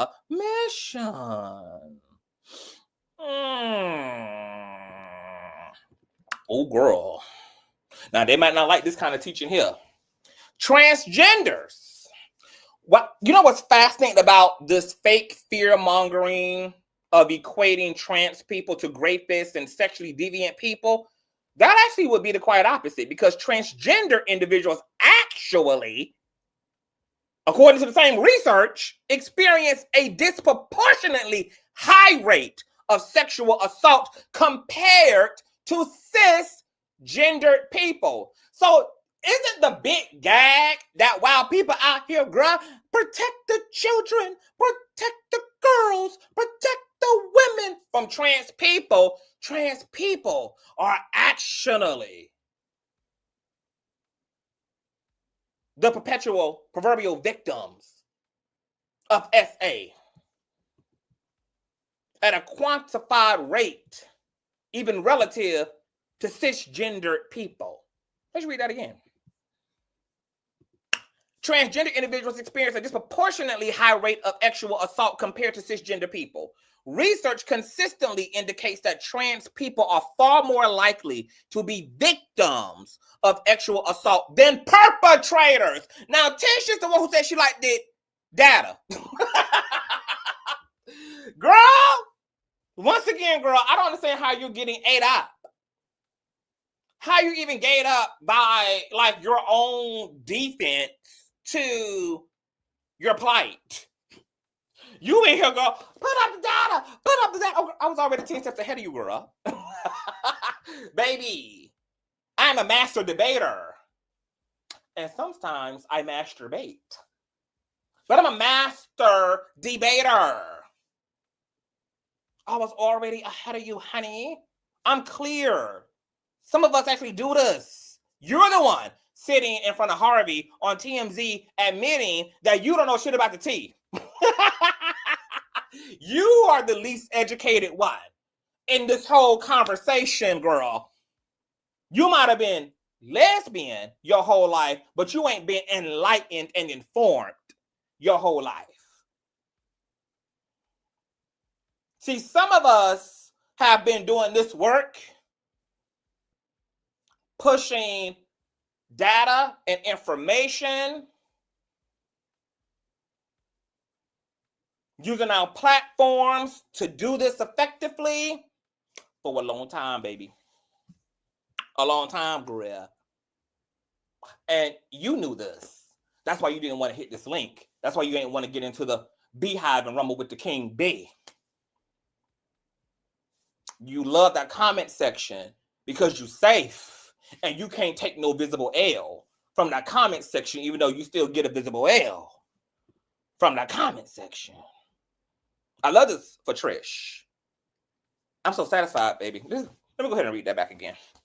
Transgender individuals experience a disproportionately high rate of sexual assault compared to cisgender people. Research consistently indicates that transgender people are far more likely to be victims of sexual assault than perpetrators. Nearly half of all trans people surveyed in one major report reported being actually assaulted at some point in their lives. Just like most women report being sexually assaulted in their lives. By who? Men, not trans women. Prevalence of victimization. Transgender people are over 4 times more likely than cisgender people to be victims of violent crimes, including rape and sexual assault. In a 2024 study, 80% of transgender and non-binary participants had experienced sexual assault. Another study found that 47% of all respondents have experienced sexual assault. High rates of sexual assault are observed amongst transgender and non-binary adolescents with a past year prevalence of 18.5% to 27%, depending on gender identity. Restrictive school bathroom and locker room policies are associated with an increased risk of sexual assault for these youth. Transgender inmates are 9 times more likely than other inmates to experience sexual harassment or sexual assault within a year of admission.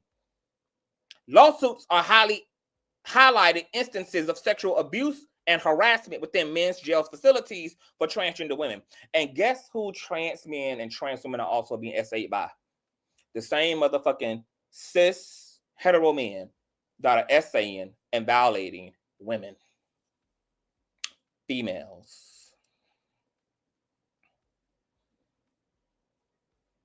Not Tish Earl made a run. Why? She said run the data. She had said it did run the data, and now she made a run for it, girl. When we ran the data, she ran for it. Not her hitting the border, girl, when she the one who requested that we bring forth the data. It's a good thing that she ran for the border because, baby, she definitely not going to like this next teaching. Oh, she ain't going to like it, y'all. No, she not. Facts about LGBT experience in the U.S. Oh, God. The National Coalition of Anti-Violence Projects estimates that 1 in 10 LGBTQ survivors of intimate partner violence have experienced sexual assault. One study found that 73% of LGBTQ college students experience sexual harassment and abuse, and more than 6% of LGBTQ college students change their school or major as a result. Bisexual women, 61% of them reported higher levels of rape, physical and or sexual abuse, and stalking by an intimate partner than both lesbian and hetero women. A compilation of reports found that women account for about 2 to 6% of perpetrators. Studies show similar rates of intimate partner violence in hetero relationships as LGBT couples. One study found that nearly half, 46% of bisexual women are raped in their lifetime. 40% of gay men and 47% of bisexual men experience sexual assault in their lifetimes. And 1 out of 3 lesbians have been assaulted by another motherfucking woman. So while Tish's bushwhacking ass is out here trying to make the trans girls a whole thing, most lesbian women actually have been assaulted by either men or other same gender loving women. You see that? Oh, they don't like this kind of teaching, but see, they don't like a teaching. 1 out of 3, highlighted here, lesbians, have been essayed by another motherfucking woman. And in none of these statistics, girl, did you hear anything about trans people ranking high on the perpetrator list? Matter of fact, no, of course they don't, right? Because the data says that they're actually more likely to be victims of SA than perpetrators.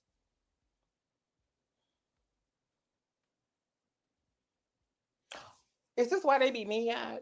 Is this why they be having to use fear, girl? If this is why they be having to use, like emotional pleas and emotional ploys, because the facts don't support it, the experience don't support the plight, so all they're left with, girl, is the fear mongering.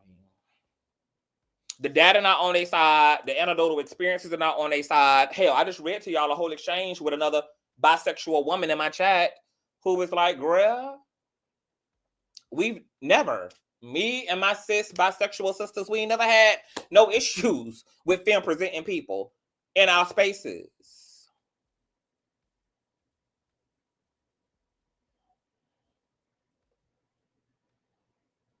One out of every 3 lesbians are sexually violated either by a self-ID'd heterosexual cis male or another lesbian. My motherfucking my. You don't see no statistics around gay men perpetrating sexual assault against women. You ain't gonna see no notable high number, because I'm not going to say that there are no trans deviants. Deviants exist in every community. The straight folk got mystical, convicted rapists, Diddy, an alleged rapist abuser, Harvey Weinstein, Jeffrey Epstein, R. Kelly.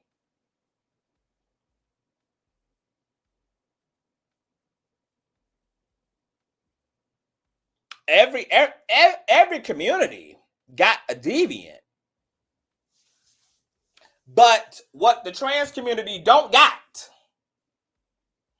and even the statistics bear it out, are some high level of trans women being of a physical, actual threat to bio women. This is a fear-mongering psychological warfare from weirdos.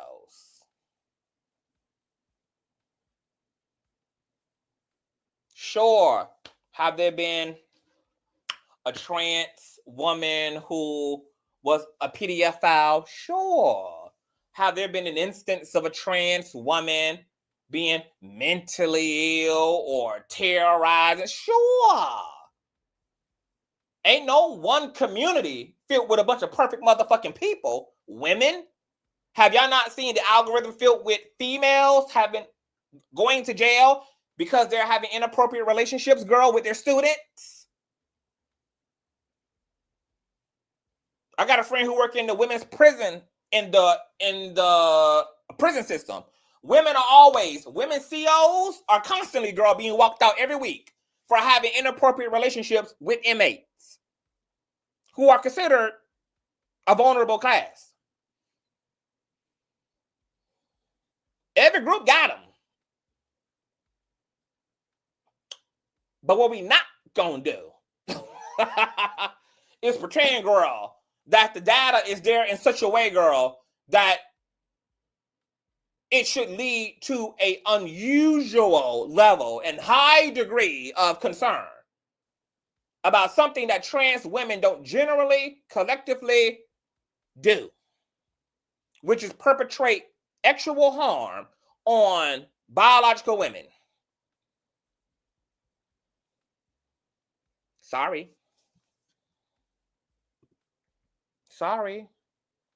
I'm sorry. And what I feel bad about, right, is that there are people who caught up in a 9 to 5, caught up in, their lives, and they don't have time to really get into the minutia and the nuance of these type of discussions. And so, unfortunately, they're going to lean on the shoulder of their favorite YouTuber or their favorite public figure, for the information. And with there being commentators and public figures who are perpetrating a fraud, the information ain't gonna be there. Because people like Tish have an agenda, trying to get a grift. Uninformed people gonna fall for it. Everybody gonna be falling for the banana in the pipe, in the tailpipe, girl. And we're gonna be here. But my bisexual sister, who I communicated with in the DMs, we're on the same page. We got to figure this out. And we got to figure this out for females. We got to figure this out for trans women. We got to figure this out for males. We got to figure this out for trans men. We got to figure it out. It's not a either or. It all got to be figured out. Because it's all happening in one bubble called a society.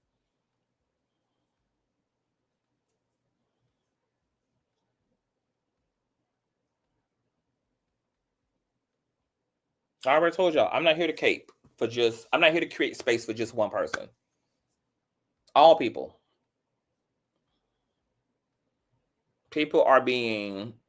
Whole groups are being slandered because of silly people, immature people, and fake outrage people looking for a moment, looking for something to stand for, and don't care about offsetting another ecosystem. And once again, Tish is entitled, girl, to her concerns. The critiques were around her conduct. They were around her lack of emotional intelligence, her lying, her being hypocritical, her trying to push the envelope on Alexis for allegedly having a criminal past when she's admitted to having a criminal past herself. She just doesn't have a criminal history in the criminal justice system, but has self-admittedly been a criminal before she became corporate.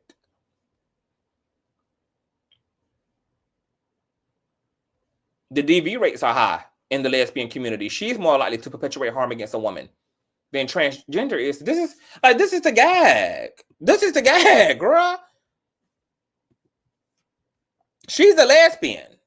The DV rates are completely through the roof on lesbianism and DV and violence. She's more likely as a same gender loving woman. I'm sorry, those are the facts.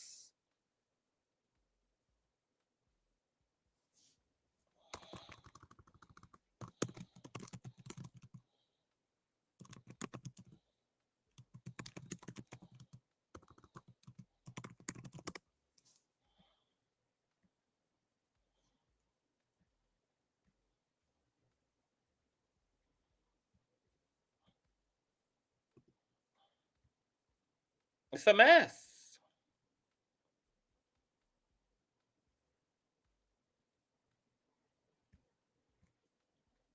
Wow.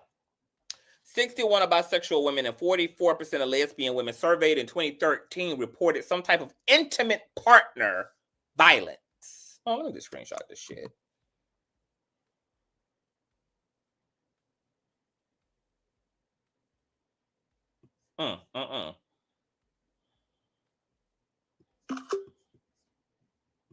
Because, baby, this is a mess.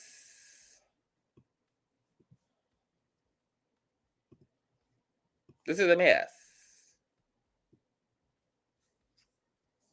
Let me see. Here. Hold on.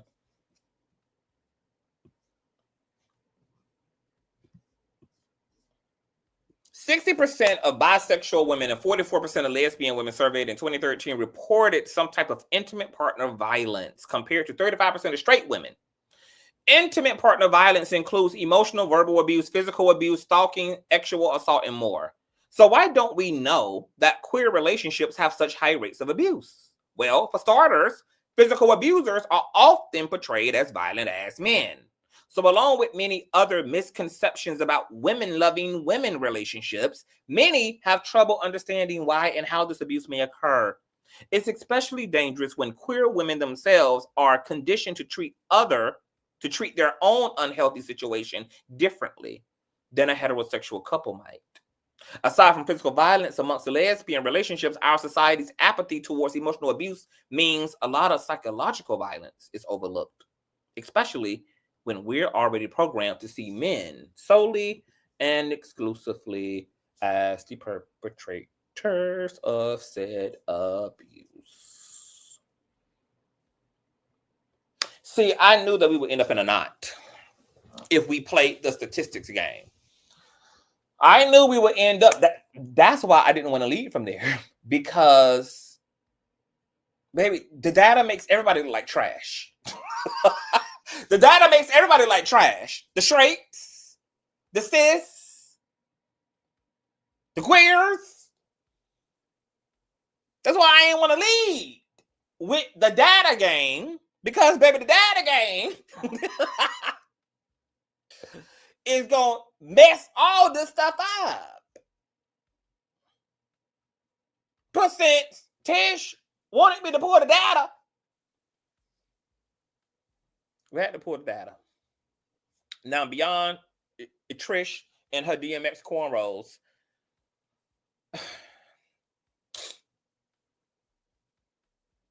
we got to figure this thing out. Anybody who has a thought, a feeling, an opinion, an experience, a solution,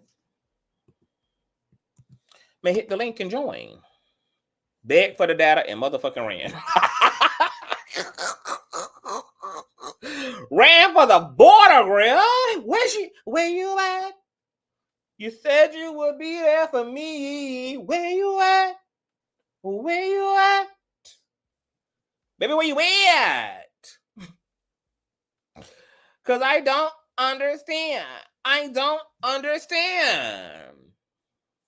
So now that we've talked about the data, now that we've talked about how we're here,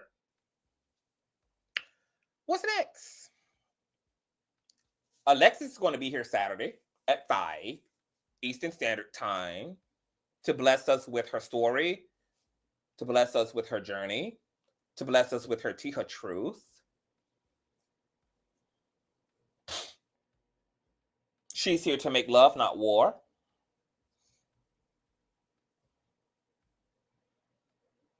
She's been misrepresented in all of this.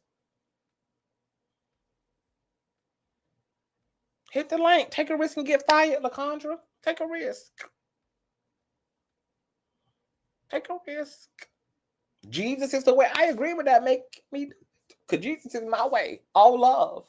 Love. Christ said, love your brother and your sister as I so have loved you. And love them freely as I have loved you freely. Oh, Christ is the way, the only way, the way of love, the way of peace, the way of reasoning with one another, the way of holding on to each other, to be there for each other, to find a way to leverage and provide for one another. Not getting your fucking ego and find every reason there motherfucking is to justify taking food off your brethren's plate, taking love out of your brethren's home, taking stability, vitality, and virtue out of your brethren's hearts. It's the opposite, according to Christ. You're supposed to strive from the deepest part of your humanity to find a way to make things better for each other, not harder. Oh yeah, Jesus is the way, the only way, the sacredness of love. So we gotta be able to advocate for women like Tish, for alternative women like Tish, so that alternative women like Alexis, and alternative men like CTV, and alternative, and so on.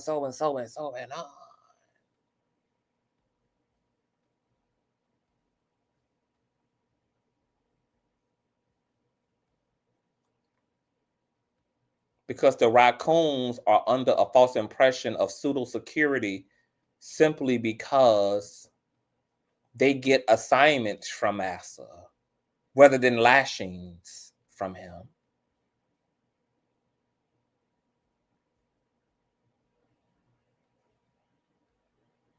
And they think that that means that they're off the list. It just means that they're further back in line.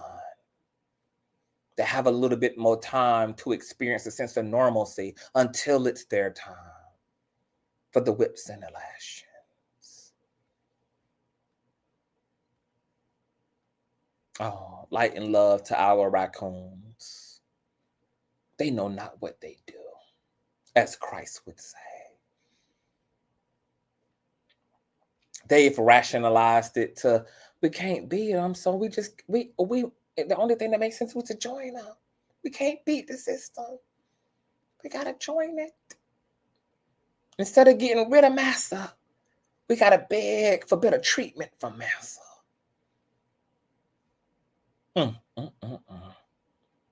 My heart goes out to the raccoons. It's a deep thing, baby. My God. Oh, yes, it is. Oh, yeah, Jesus. Jesus is the way for every man and every woman and every child and every living creature. The way of love. Oh, yes. Oh, yes. And we got the Jess. What's going on, Jess, with the mess? You can hear me, boo? Hey, can you hear me? Hey, yeah, you loud, live, and in color. Welcome, All right, how you doing? What's going on? Hey, everybody that's out there. I just want to say thank you so much for having this conversation. Yeah. Come on, fam. Yeah, I gotta whip that fan. Hey, can I cuss over here? Yes, ma'am. Tear it down. Yeah, I gotta hit that fan for that ass. Okay? Now, who won it for motherfucking me? Who goes there? Who goes down? And thank y'all for having my motherfucking back in the comment section. I appreciate that. Yeah. Okay, so talk to us. What's going on in the comment section? What's happening? Oh shit! I just had to get something together. It's lightweight. Okay, I wouldn't even worry about it. They don't even get attention. Lightweight, baby. Lightweight. That light work, baby. So I know you can't get a video, but I've been out here windmilling so hard, brother. I ain't had a time. I ain't had opportunity to check out your commentary because you did a commentary too on this. What are your thoughts, especially as a trans woman yourself? You know, lesbian woman. Okay. I'll tell you my thoughts and then you can ask me the question. Okay. Now, first of all, what Gold Gym have a policy? Listen, before I transitioned, I used to be in the motherfucking gym. Okay? I know the motherfucking shit. You gotta sign a fucking contract. Now, why bitches ain't reading the fucking contract? It says in there that they allowing trans women to be in the motherfucking bathroom. If I got a problem with that shit, I'm not going to that motherfucking gym. You cannot pay me to go in the fucking gym that allow that shit if I'm against that shit. I'm not understanding. You paying for that shit and you know what's going on? So that was one thing. Then, didn't the motherfucker say that they've been having trans people in the bathroom for years and years? This shit been going on for a long time. If I'm listen, if I see a fucking rat in the gym, I'm not going back to that motherfucking gym. I'm really scared of rats. You couldn't even pay me to go back there. And if you say you got rid of all the rats, then I'll be like, nah, I'm still not going. You're going to have to give me a year to make sure. Have y'all heard about the rats? I'm not going to that motherfucker. You know, but for the person to continue to go on and on and on, it felt like they was upset that they got kicked out. And then they said it was their last day. And they saw another trans person there. And they said, oh, hell no, I'm about to make a scene in this motherfucker. They going to kick me out of this shit? Yeah, I got a pussy, bitch. My pussy is better than your motherfucking life worth. Shit. Try Alexis. Jessica said that Tish had to put hands and feet on her in one other incident. Yeah, that came to blows. Hold up, what? Yeah, I ain't know nothing about that. Somebody fighting. She said that this was not her first run-in. They done had 4 different run-ins at other Ghost Gym locations. How are you having a fucking run-in of something you're afraid of? If I see a rat, I'm running from that bitch. That don't make sense. If you see a rock roller or put fucking bull, are you gonna go to it and pet the shit? So which one is it? Are we scared or we want to confront the bitch? Which one? Right. You know, that's a great point. Confusion and delusion. Confusion and delusion. Shit. That's a great point. How you afraid of the very thing you're willing to be aggressive toward? You keep on confronting this motherfucker. There. What the fuck? It's a big dick. It's a big dick. Oh God! Oh God! It's a big dick. And everybody sees it, and nobody's doing nothing about it. But then TMZ, the motherfucker was like, "I ain't seen no dick," and you know, Alexis ain't got no big dick. Shit, that motherfucker. Come on now. She is a tucket girl. She literally said that. Well, I don't know what she is, but I can tell she don't got no big dick. I know big dicks. I don't know what she got, but I know she tuck whatever it is. But regardless, the point is they scream it's a big dick. They saw a big dick, but that's the fucking lie. So if you're lying about that, what the fuck else you lying about? Look, somebody clocked it and said, girl, if she was in there recording Alexis, because they also have you know, like that's prohibited. It's recording in the locker rooms and restrooms, but yet she done recorded Alexis on multiple occasions, and she was recording Alexis even in some of the footage regarding this recent altercation. So who else is she recording? What else is she doing up in there she ain't supposed to be doing? But that's stalking. It is. Isn't that stalking? It is. So Alexis failed because she didn't put stalking harassment. If somebody continued to bully me because I wasn't born with a fucking pussy, that is harassment. You're bullying this girl because she wasn't born with a pussy. That's what I'm gonna ask her too. Like, what? Let me see it. You don't got a pussy. Oh shit! Look, this bitch don't got a pussy. Oh God! Woo, girl. Girl, who done ate all the pussies? Oh God! Well, you know, Alexis is gonna be interviewing with me this Saturday, and so that's one of the questions I'm going to ask her is, what kept you from turning, you know, to the law as it relates to Miss Tish? Because yeah, my scary ass, I would have been reported to the motherfucking law. Shit. I'm not about to play nobody harassing me and following me and keep on threatening me and yelling at me and doing all that shit. And the fuck is wrong? That's why I draw the line, baby. Put your hands on me. Oh, baby, that's gonna be what the The rubber meets the And road. who does that to a so-called man? If a man is so they're big afraid and of. bad, why Right. are you confronting this big bad motherfucking man? But so scared. You can't play bully and victim. That don't make sense. Let's stop the Can't bullshit. play bully and victim all at the same time. But that's what Tish does. She's even doing it to me. She's spiraling on social media, all up and down my Instagram. I gave her the link. I'm like, look, we can talk because I'm a reasonable person. Why she not with the Republicans? But she is. One of her Republican followers came into my DMs and called me the hard ER. She need to hang with the Republican shit. Do they dirty work. But guess what? Do you want to know the gag is, bitch?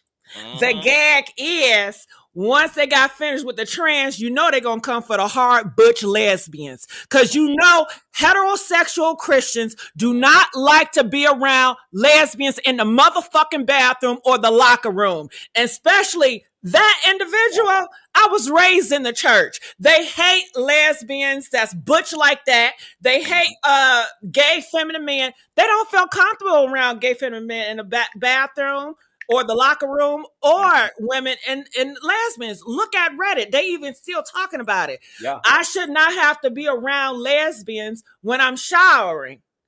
And she not even you can tell she's a lesbian. Just like Alexis, you can tell she fucking trans, right? She ain't passing. That's what they say. Some lesbians, you can't tell because they passing, but you got some gays and some lesbians, they not passing. Yeah. So trust me, that's coming too. Just wait for it.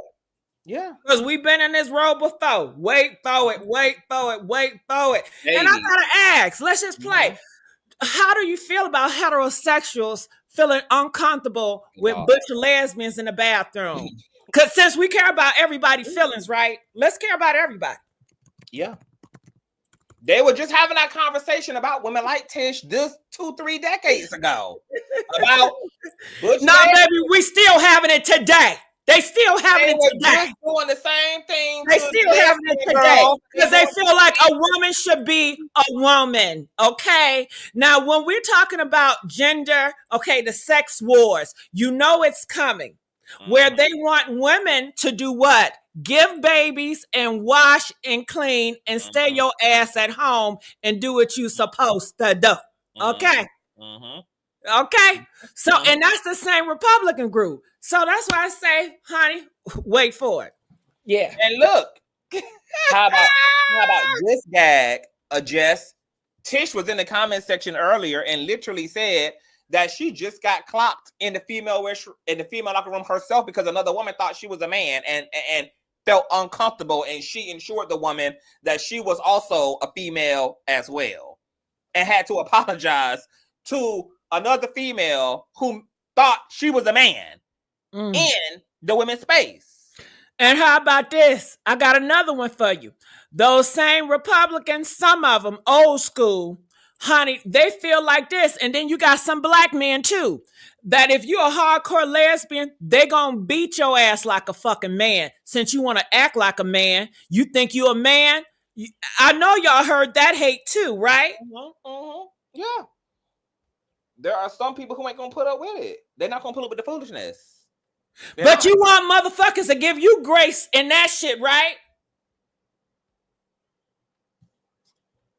You want men that feel that way, because we're caring about what men feel, right? Those men that feel like it is really wrong for a lesbian to be walking around so butch like. Because you do have people feel that way. You got people that feel like homosexual is wrong. A guy that's walking around, and they definitely feel that way about women. And they feel like they need to straighten women out because women are here to be led by men, and they need to be straightened out. See, that's that patriarchal shit. Like that's that internalized misogyny. Well, that's where she leading to. That's who she joining forces to get. You can do that. It's gonna work to get rid of one group, but bitch, your number is coming. Yeah. Well, look at the screen. Just look at this. Look at the screen. As of October 23rd, court to consider whether to hear a challenge to same-sex marriage on literally today. They're considering. They coming. They gonna strike that shit down if they can. They always start at the bottom up.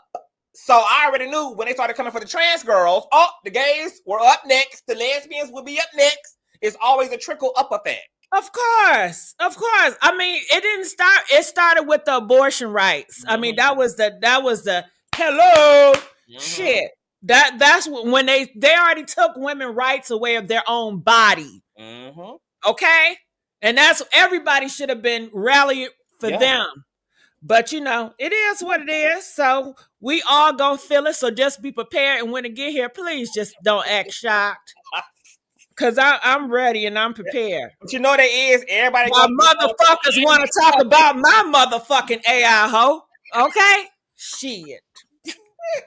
Girl, everybody that's an old lady face picture. Bitch, you didn't know that was AI? I told you hoes it was AI.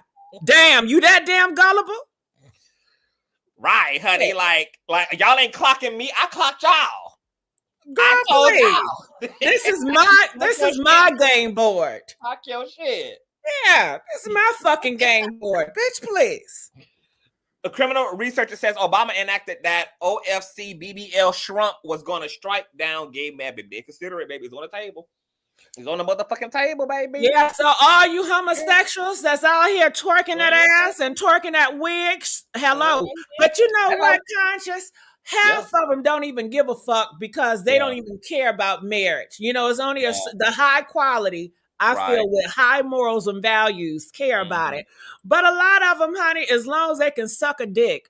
But I tell you what, they might give that law too. They might bring sodomy back. They might bring you cannot suck a dick. Because it's technically still on the books. It's just not enforced. Yeah. And see, that's when they're gonna cry roof. When they can't suck a dick in their mouth. Yeah. When they can't eat we all want to go to jail then, honey. Get my orange jumpsuit together. Yeah. When they can't eat no pussy no more. You know what I mean? Trish, you can't eat no pussy no more. When they outlaw anal sex, oral sex, honey. Yes, baby. They already been paying for all the corn. They already been and then wouldn't it be fucked up? Wouldn't it be fucked up? Sex workers. Conscious. If they made all transgender turn into a man, right? What Trish want, and then they made men ruler over the women. So if you have Miss Alexa, if she turned back and now she has more power and privilege over because of her birth sex, wouldn't that be some shit? Yeah. Wouldn't that be some shit?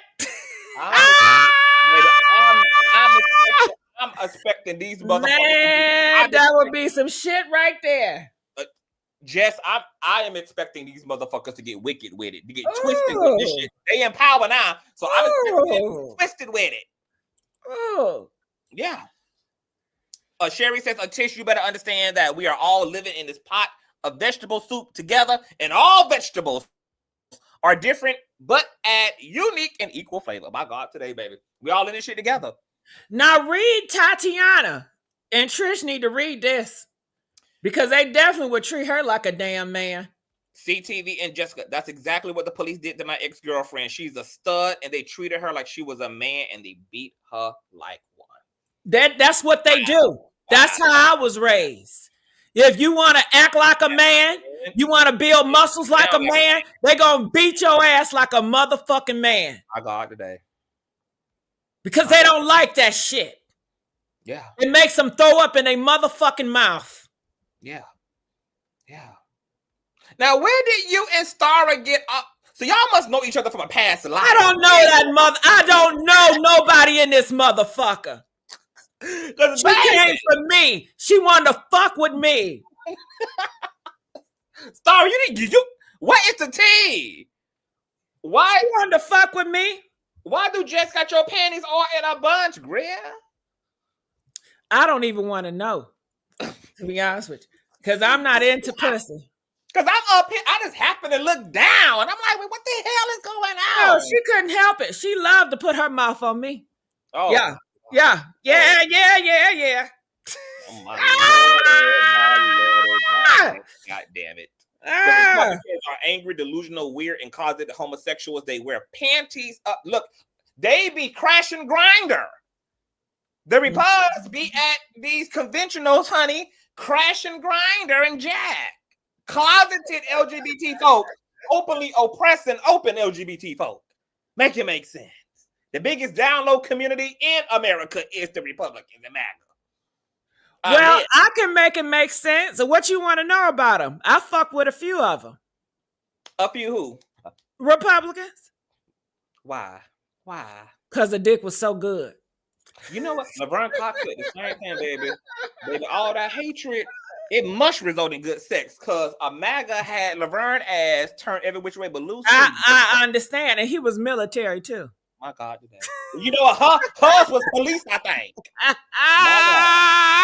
And you know what, Conscious? When it's all said and done, and if the Republican ever get their way, I'm gonna need some hitters on that side to protect me. I'm gonna need to hide in somebody's basement that can give me some good dick. Okay. Why all the toxic men got good ping? Why? Something about toxicity just leads to good ping. No, it's a few. Well, my fiance, he was a good man and he had some good dick. He fucked me so passionate though. And man, he would wore my ass out. I just be like, damn, I'm about to get fucked again. And literally, but it was good. I daydreamed about it afterwards. But in the heat of it, oh my goodness, I couldn't take it. I was running off the bed. I was crawling off the bed. He was still going in. Had you feeling real good? No, I did not. I didn't feel good when he was doing it. Shit, I was just trying to survive. He had you. He was afflicting you with the dick. Well, he fucked me like he just owned me. Like I was just his to just conquer. And I can just feel the love in his dick in me. You know what I mean? And my pussy and everything. So I've never been fucked like that before. Well, and I like that challenge, but I could not contend with it. I could barely take it. But I did like the challenge because it made me feel, and I don't know how y'all gonna feel about it, but I felt like he was more of a man because how he fucked me. Oh, Lord have mercy. You kind of toxic too, bitch. You kind of toxic too. I am toxic. I'm not gonna hide my fucking toxic conscience. I'm a toxic motherfucker. Yes, I am. Jesus, lay your hands on her. I am very toxic. Okay? My God, I just retired from them toxic days. I can't do it no more, Jess. I'm a retired. I just got finished talking to a killer. Why? Why? Because I like true crime stories, and he tells the best. Oh my God. Literally. Okay. Your ass in witness protection, some motherfucker way. Cause see, you be rolling them dice out there, honey, taking them chances. No, honestly, Conscious, I know how y'all may feel about motherfuckers, but nah, some of these hitters is the best of friends. Shit. I'll be honest with you. I get talked about by the LGBT community way more and disrespected. Because you can't be picking out oppressors, just my hitters ain't never disrespect me. If I need something, they always Johnny on the motherfucking spot. Look, now no shade. All trade really don't be diabolical like that. Like they know how to hit it and go. They don't be called. Hold on. Wait. My niggas protesting against the girls or nothing. Now my niggas in the pussy and secret. My niggas, they not trade. I don't identify them as trade. Yeah. You know, they men. You know what I'm saying? Now, how everybody got their shit. Are they open about being trans attracted? Are they open about that? They're not trans attracted. They just attracted to Jessica.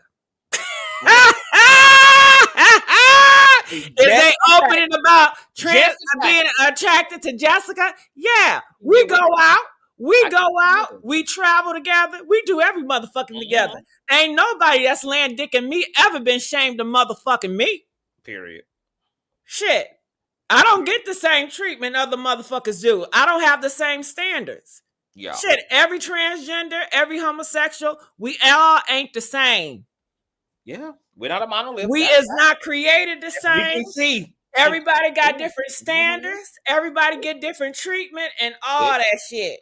Now, we may, motherfuckers may not like some of us because we were born biological males and we transition and, but that's about it. Mm-hmm. Shit. And other than that, honey, Shit, you do you My and not dog. do me. Look, I was telling my people, I said, "Child, look, I'm just trying to enjoy what's left of America, baby, because we about to be in the goddamn Twilight Zone next year. It's about to be up." Yeah, you got somebody to protect you. Yeah, I'm poly, and I've been in a long-term poly relationship for a very long time. Oh, so you got a few of them. Yeah, but I got a main squeeze, my main old man. Mm-hmm. Now you see this bitch talking about some head. First of all, I don't even suck dick like that bitch. Okay, my mouth is made for mac and cheese, I got a dainty collard green, fried chicken, and some fish. I don't be sucking dick like that. Shit. And now, ooh, you hear that story? Baby, that throat ain't made for walking.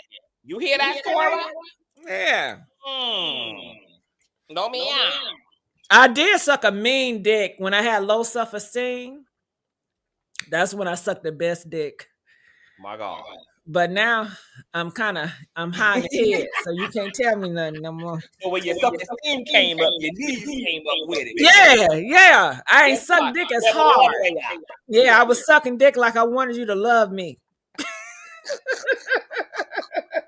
Hey, if you ain't gonna do it like you do it, don't do it at all. Okay. I'm a Scorpio, honey, so I believe in doing all things well. Do all things well. Mm-hmm. Hey, Lipsky, hey, boo. We just in here. Kikiing, Jess, I think you got an echo on your end, boo. Well, you should have told me that. Okay, is it still echoing now? I may have to close that thing. Well, wait, hold on, let me see. Yes. Ask him, is it echoing now? I can hear it. Mm-hmm. So what do? I don't know how to do it. I don't know what to do. Oh, you know what I can do? All right, try that. Is it better now? Let me see. I can still hear it. You can still hear it? Yeah. Oh. I echo after I talk. I can hear myself back. Like a feedback.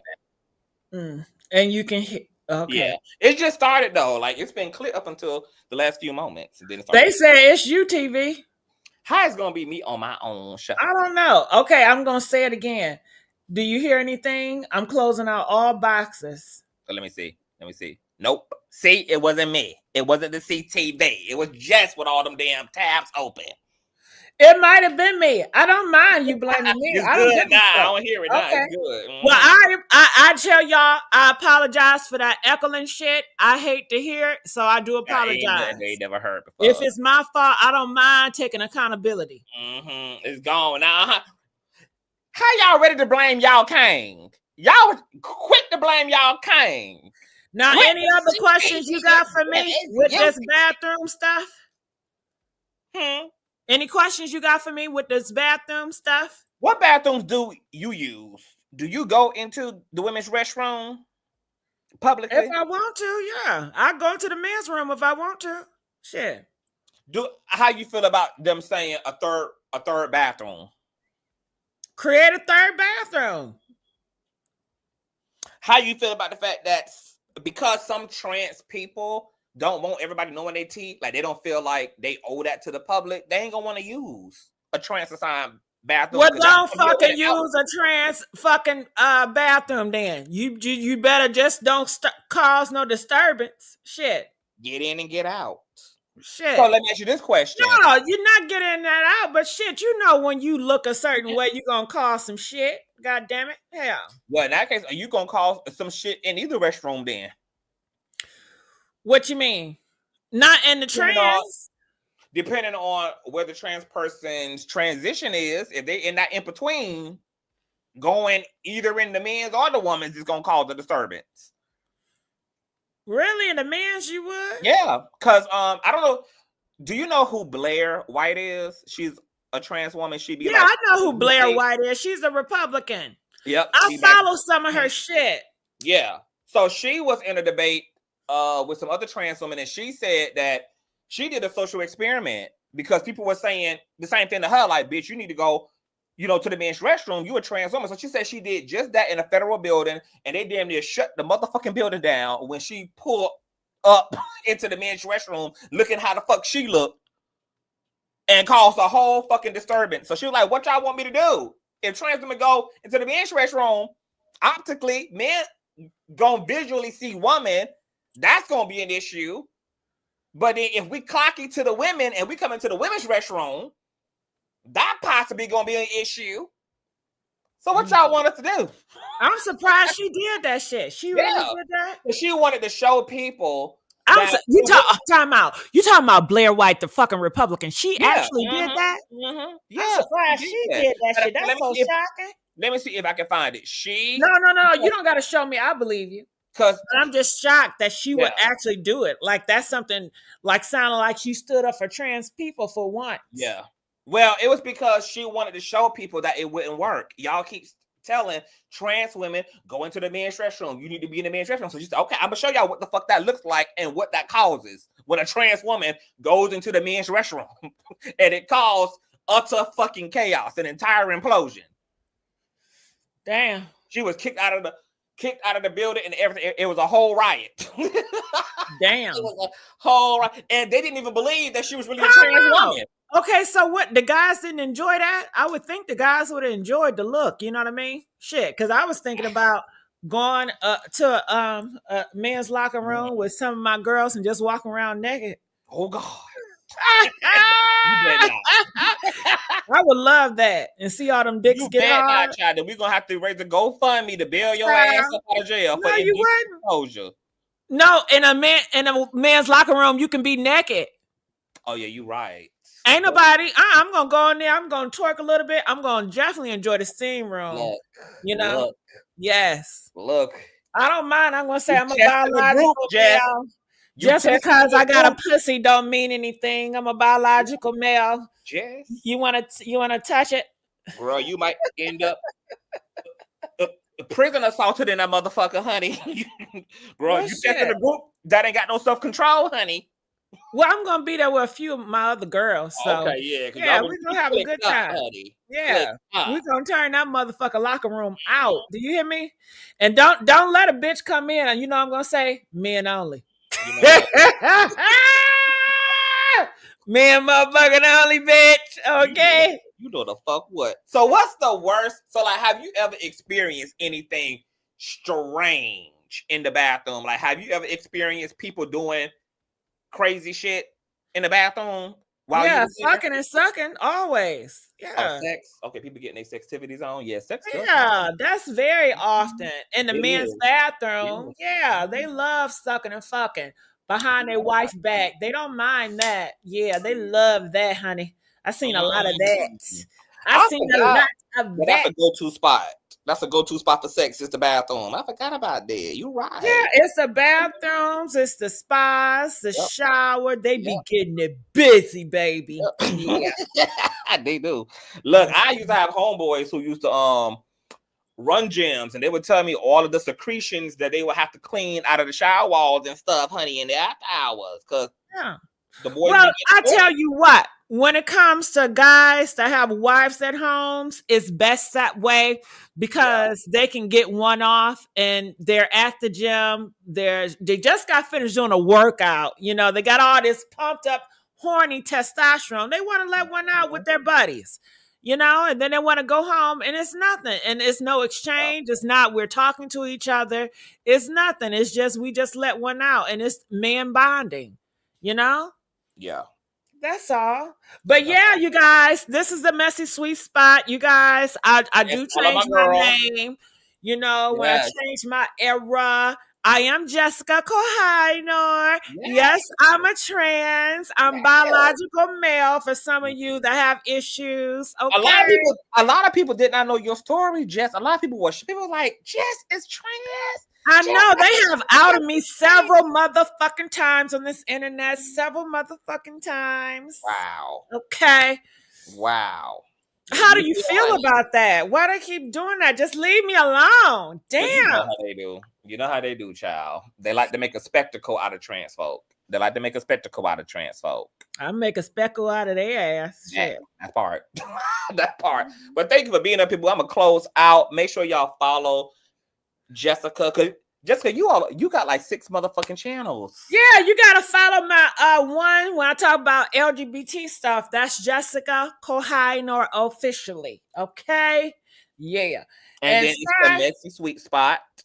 yeah, well, the Messy Sweets, I changed that to Jessica Kahaino Hot Topics because I Okay. brung, I stopped doing the old lady filter. I stopped doing that. That was part Yeah. of the Messy Sweet Spot Gigi Mm-hmm. brand. So I just rebranded. Rebranded. Okay, Jessica Kohainoa Hot Topics. Uh-huh. Okay. But I appreciate you having your platform I and thank you for appreciate having me too. I up. love to have you anytime. Yeah. All All right. right, Love babe. you guys. Love you, boo. Bye. That was our Jessica child. Had to come and shake the motherfucking table, bitch. It's always a show. It's always a show, girl. When Jess is here. Jess is like the motherfucking Sydney Star girl on social media, girl. Okay, she is going to give you a show and give you a time, and it's gonna be a time to be had, honey. So shout out to Jess, y'all. We're going to keep this conversation alive. I know personally, as a cis man, like I don't have a problem with trans, non-binary, gender non-conforming folk in the bathroom and locker rooms with me. I personally choose to let people make their own bed, right? So hell, I wouldn't even care, like, because in some places they have co-ed restrooms. I'm not afraid to be in those type of spaces with people that are different from me. If I was that resistant to being around people who are different from me in certain spaces, I would just, not have to be in those spaces. But I'm somebody who always challenges myself to grow as well. I have been, hell, it be butch lesbians who come into the damn men's restroom. I done been at the urinals, girl, with studs passing by, honey. Okay. It's look, if you're not bothering me, I'm just not gonna bother you. And once again, it's a restroom, it's a locker room. I ain't trying to make no friends up in here either, like any motherfucking way. So I'm just gonna do what I know to do, which is mind my business. That's what I do in the restaurant. I mind my business. That's what I do in the locker room. I mind my business. That's what I do in every space. I mind my business. I mind my business. I don't be trying to talk to nobody. I don't be trying to look at nobody. I don't be trying to pay nobody attention. I just be trying to find. I just be paying me attention. Okay. But everybody is not at that level of comfortability. I don't have a problem with naked people. I was raised up in a really like a semi-nudist household. Like my parents they didn't teach us like sin and shame around our bodies. Like I was raised up in one of them households where, girl, you watching TV and your drawers and t-shirt, child. So I didn't have those type of hang-ups about my body. I didn't have those type of hang-ups around anybody else's body. And because I have a mom, I know what it's like to live in a co-ed space with a woman. I have aunts, I have cousins. So, it's not an issue for me, but it is seemingly an issue for other people. What I do know is that our world is just changing. It's just changing, y'all. And I just got a feeling that this is one of those things that there's not going to be like a lot we can I'm talking about like actually do about it. Like you can go to Congress, you can put whatever you want to put stuff that's been on the books. Like me and Justice talked about, girl, like sodomy law still on the books. People having anal sex. Gays are still gaying, girl. Like, I mean, it's like you can put whatever you want to put on the book. You can put whatever you put in the law. It's not going to stop people from doing what they're going to do. And so I do think that this is just one of the things that we all have to like personally reckon with and probably prepare ourselves to just make space to possibly experience. Like when you go out into the public and you go out into a gym space, you go out into a state fair, and there are restrooms and rest areas and all things, because of how diverse our society is, you kind of just have to know that it's possible that you may end up in a space with someone you didn't expect to end up in a space with, that you may end up in a space with someone who's very different from you, because we're not living in the 1980s anymore. And, you know, if you are not okay with that, then, you know, we gotta, you know, I would have to hold my pee in until I got home. Because it is possible that I may run into whatever. Now, you know, once again, I'm also not somebody who I try not to fear monger myself personally. When I go out into the world, in order for my own personal sanity and so that I can function as a regular person, I choose to believe that more people are going to act right than not. And that's further supported by the fact that my experiences publicly and socially are more okay than not. And, you know, it's ways around us for people who are going to have an issue, for whether it's due to trauma, whether it's due to just social conditioning. Like I have friends, girl, I have friends who do not shop on the ghetto side of town, bitch. The ghetto grocery store may be 2 blocks away, girl, but they will take that 15-minute trip, girl, to, you know, the upper echelon side of town, bitch, to, you know, pooch around with a people that they feel more comfortable with, girl. Okay, so, you know, all I can say is that, you know, map your life out, map your routines out, and definitely, you know, try to be in spaces with people that you believe have something to lose, and people who would be more prone to behaving accordingly and not, you know, going out of their way to be unnecessarily bothersome. But, you know, I don't have a problem. I don't have a problem with anybody. I ain't got a problem with nobody who got a problem with me. And yes, I think we're all just going to have to evolve ourselves. Do y'all have any questions for me before I get out of here? Limsky, they be like, why can't Jeffrey Dahmer use the ladies' restroom?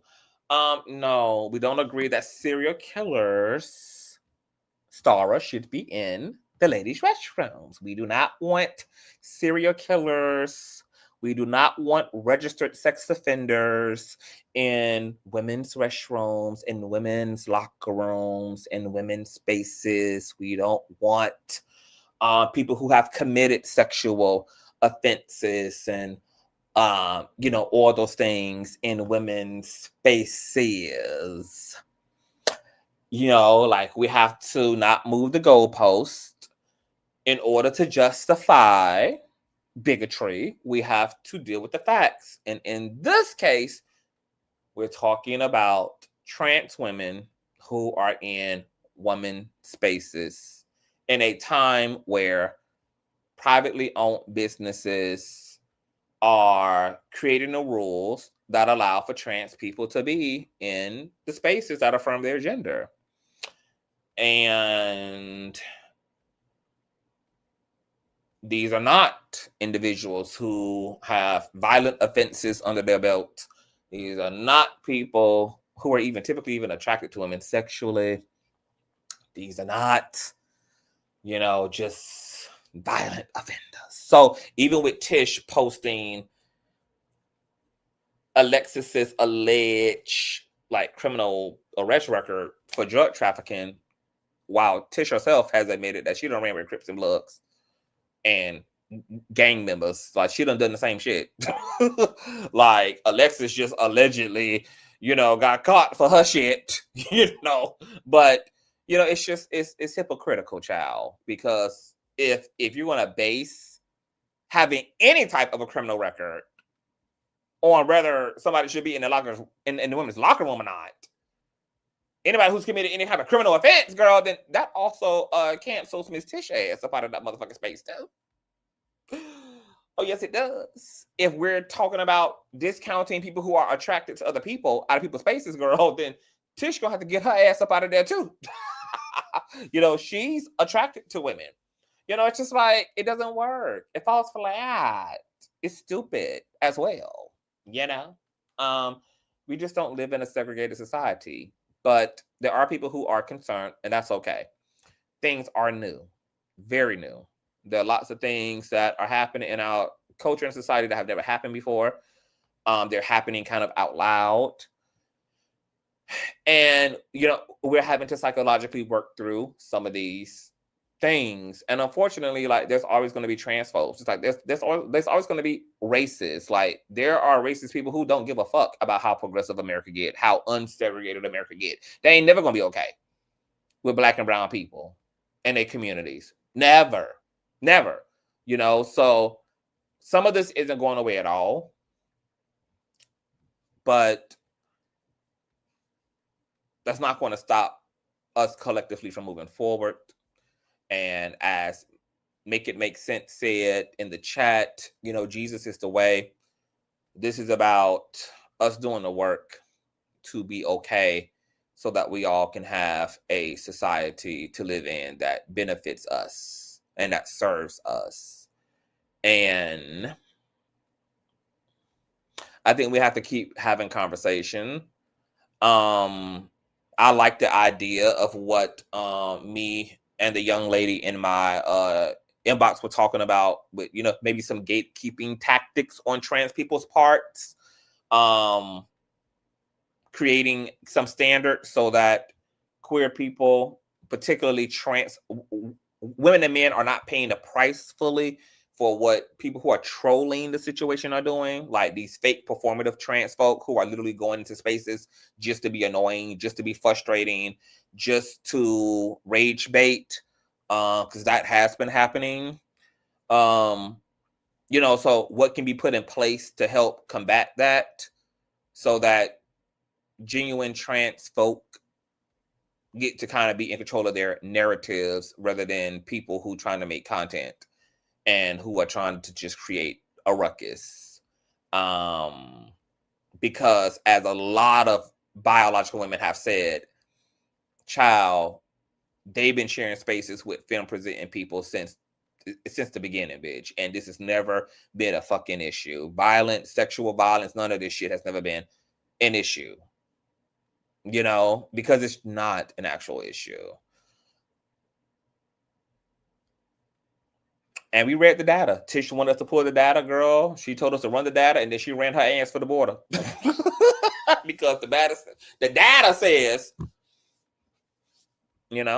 that most sexual assault is committed by men, not trans women. Men who present as men who identify as men who identify heterosexually.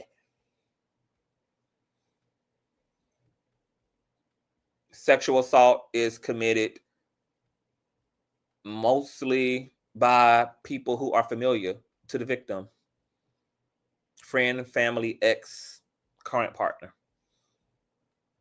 There's the margin of strangers, of utterly bona fide strangers who commit sexual assault is very teeny tiny. 73% of sexual perpetrators are ones who have relationship to the victim. 28% is interpersonal violence by intimate partners, spouses. 1 out of every 3 lesbian women will be and have been sexually assaulted by another woman. Trans people are more likely to be victims of SA than perpetrators of SA, according to the literal data that Tish told us to run. People don't care about the facts. Some people don't care about the facts, though, because the narrative serves them emotionally. And I understand females have been through a lot in this patriarchy. Females are looking to be affirmed. and something about punching down on trans women and watching the collective rush to comfort women, while it is a shallow, performative comforting on the collective's part. You know, for some females, that's better than nothing, even if it's a short-lived comfort. So, you know, some people like rage baiting this issue because it's a way to achieve being cared for. But unfortunately, it's at the expense of people who are being, according to the data, even more victimized sexually than females are. 4-6 times more likely to be SA'd, to experience a violent offense. So this is like crazy shit, man. This is crazy. She told us, I'm going to put up the data one more time. Tish told us to run the data. We ran the data. We ran the motherfucking data, you all. Because, you know, this ain't LeVar Burton, baby. You don't got to take our word for it.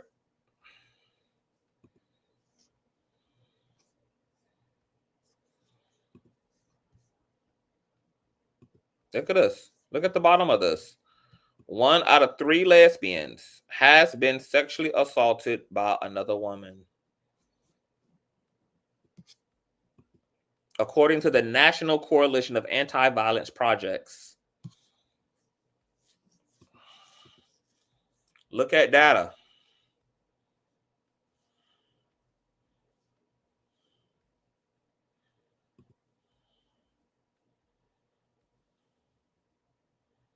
Transgender individuals experience a disproportionately high rate of sexual assault compared to cisgender people.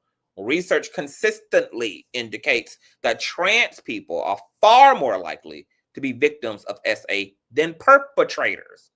Trans people are dramatically more susceptible, vulnerable to sexual trauma, sexual abuse, and are dramatically, relatively speaking, more likely to be victims than to ever be perpetrators. This is the data. The data that Tish said to run. That she ran for the border. Research consistently indicates that transgender people are far more likely to be victims of SA than perpetrators. Nearly half of all trans people surveyed in one major report reporting being sexually assaulted at some point in their lives. Transgender people are over 4 times more likely than cisgendered people to be victims of violent crimes, including rape and sexual assault. 80% of trans and non-binary participants had experienced sexual assault. Another study found 47% of all respondents, almost half of our fucking community.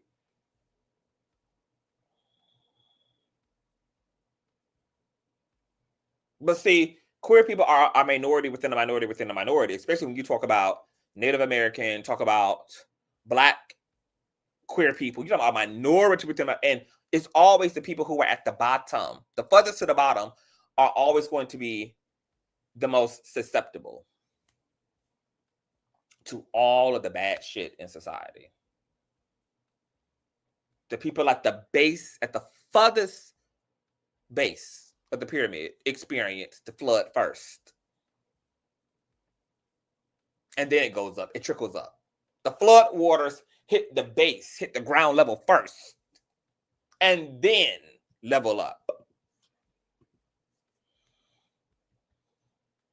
Youth. High rates of sexual assault are observed amongst transgender and non-binary adolescents, with a past year prevalence of 18.5% to 27%, depending on gender identity.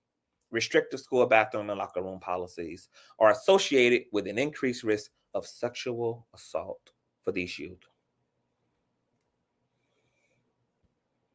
Wow. Baby, wow. So isn't that the gag? That, wow.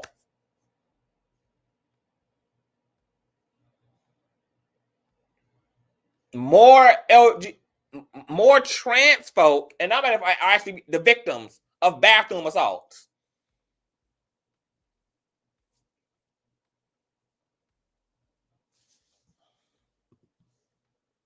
And who are the biggest perpetrators? Men, not trans women, not non-binary folk, not gay men. The vast majority of sexual crimes. Most sexual assault and abuse perpetrators are not strangers, but rather people known and often trusted by the victim, such as family members, intimate partners, and acquaintances.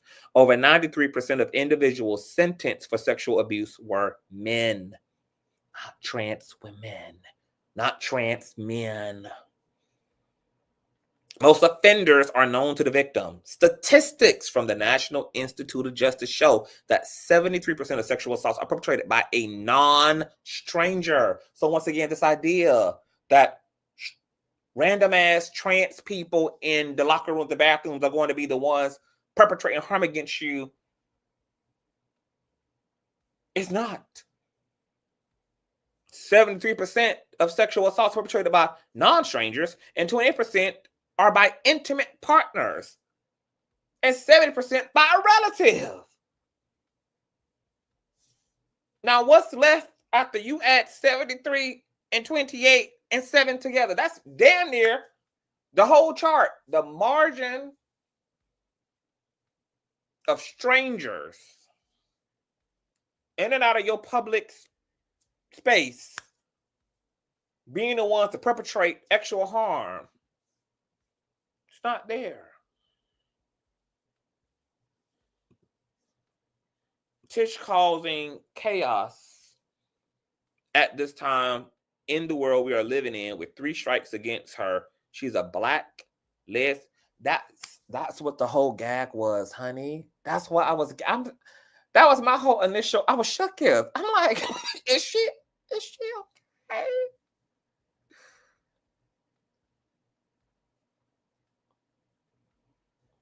But if you look at the footage, right, her hooting and hollering, it was more white people in that space than there was black people in that space. That's what a lot of people are calling Tish a token lesbian. She's looking to be tokenized. Remember, a lot of her followers are white, and they called themselves defending her, a black woman, by calling me a hard N-word with the ER. But the reason why they love that nigga is because she's willing to do their dirty work for them. So she's a good ninja. While they hold an attitude that we're both N-words. But they'll use that N-word to destroy the other N-words, while making that N-word in the meantime feel accepted. Throw her a chicken bone in a cookie. My God. A paid mole. Because, girl, what?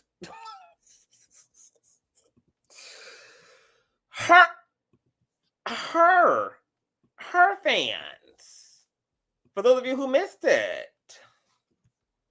let me bring this up again. And she said she wasn't going to do nothing about it, but she wanted to grift off of trying to vilify trans women, but she didn't want to actually stand on business when it came to the racism that was being perpetuated by her own followers. Like I said, this thing just keeps getting worse for her. I don't know if you saw this, Limpsky, because I know that you had just came in a little bit ago. But yeah, I showed this earlier. One of her white supporters by the name of Pastor Laserbeam, Jason Kaiser. When y'all find his Instagram, Jason Kaiser, because he blocked me after I told him I had screenshotted that hard ER. When y'all find him, Pastor Laserbeam, aka Jason Kaiser, on Instagram, and y'all tear his ass up for being a racist, This is a whole white man calling himself defending a black woman, jumping into my DMs and calls me the N-word, and then tried to change the ER on Igga before I caught it. But luckily, my notification on my iPhone caught the original message, which was here. Watch your mouth, Igger. And then when I went into the message, he had tried to slick quick edit it with the N-I-G-G-A, as if that's any better. Girl, you don't get to utilize the G-A or the E-R. And she was in this stream earlier, Limsky, and said she didn't care. So she don't care about racism because, to people's point, she's a token lesbian, N-word, but she got all the smoke for a non-violent, non-problematic ass trans woman doing what she's allowed to do at a privately owned business. Yeah, caught it. And then when I told him, girl, gotcha, too late, I screenshotted the Indigo, he blocked me. Girl, block all you want. Instagram still gives me your user, your IP address, and I'm still going to be able to give that to my followers and have them give you that and run you that, because all my followers are descendants of black folk and are black folk and melanated folk and people of color themselves. How you come to the defense of a black woman against a black man using a racial epithet? How? What? But these are the kind of people that she attracts. And these are the kind of people that she ultimately wants proximity to. Whiteness. And she's trying to normalize herself as a black lesbian woman. You know, by being the woke gay. It's nothing wrong with being a lesbian, but all this other shit, all this other stuff, one of those people trying to normalize yourself at the expense of abnormalizing someone else. And we have had a big issue with this in our community as queer people for eons. Gay men participating in gagging the trans girls down in public. Oh, that's a man. That's a man. That's a man. Thinking that a backhanded compliment like, oh, girl, I'm glad you gay. But you don't do all that other extra shit. All this microaggressive ass behavior that queer people have been sucking up because they was under the impression that proximity to heteronormativity was going to protect them ultimately for what was inevitable, which was the eternal ruminating of homophobia and queerphobia. Having to go further in the closet to protect yourself emotionally and mentally. Because those who had power and privilege wasn't interested in making the world okay for you as you were. And whatever she got going on in the way that she deals and moves got white people okay with calling other black people the hard ER.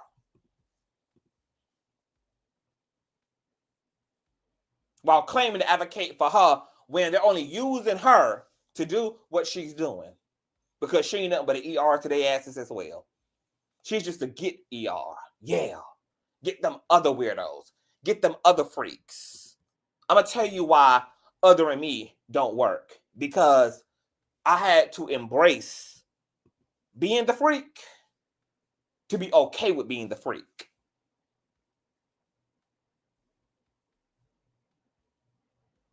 So it's everybody else who living on Elm Street. I'm the motherfucking nightmare. I know that. I don't have nowhere to hide. I don't hide a closet, honey. I ain't afraid. I became the storm. Rather being the victim of a storm. I became the nightmare.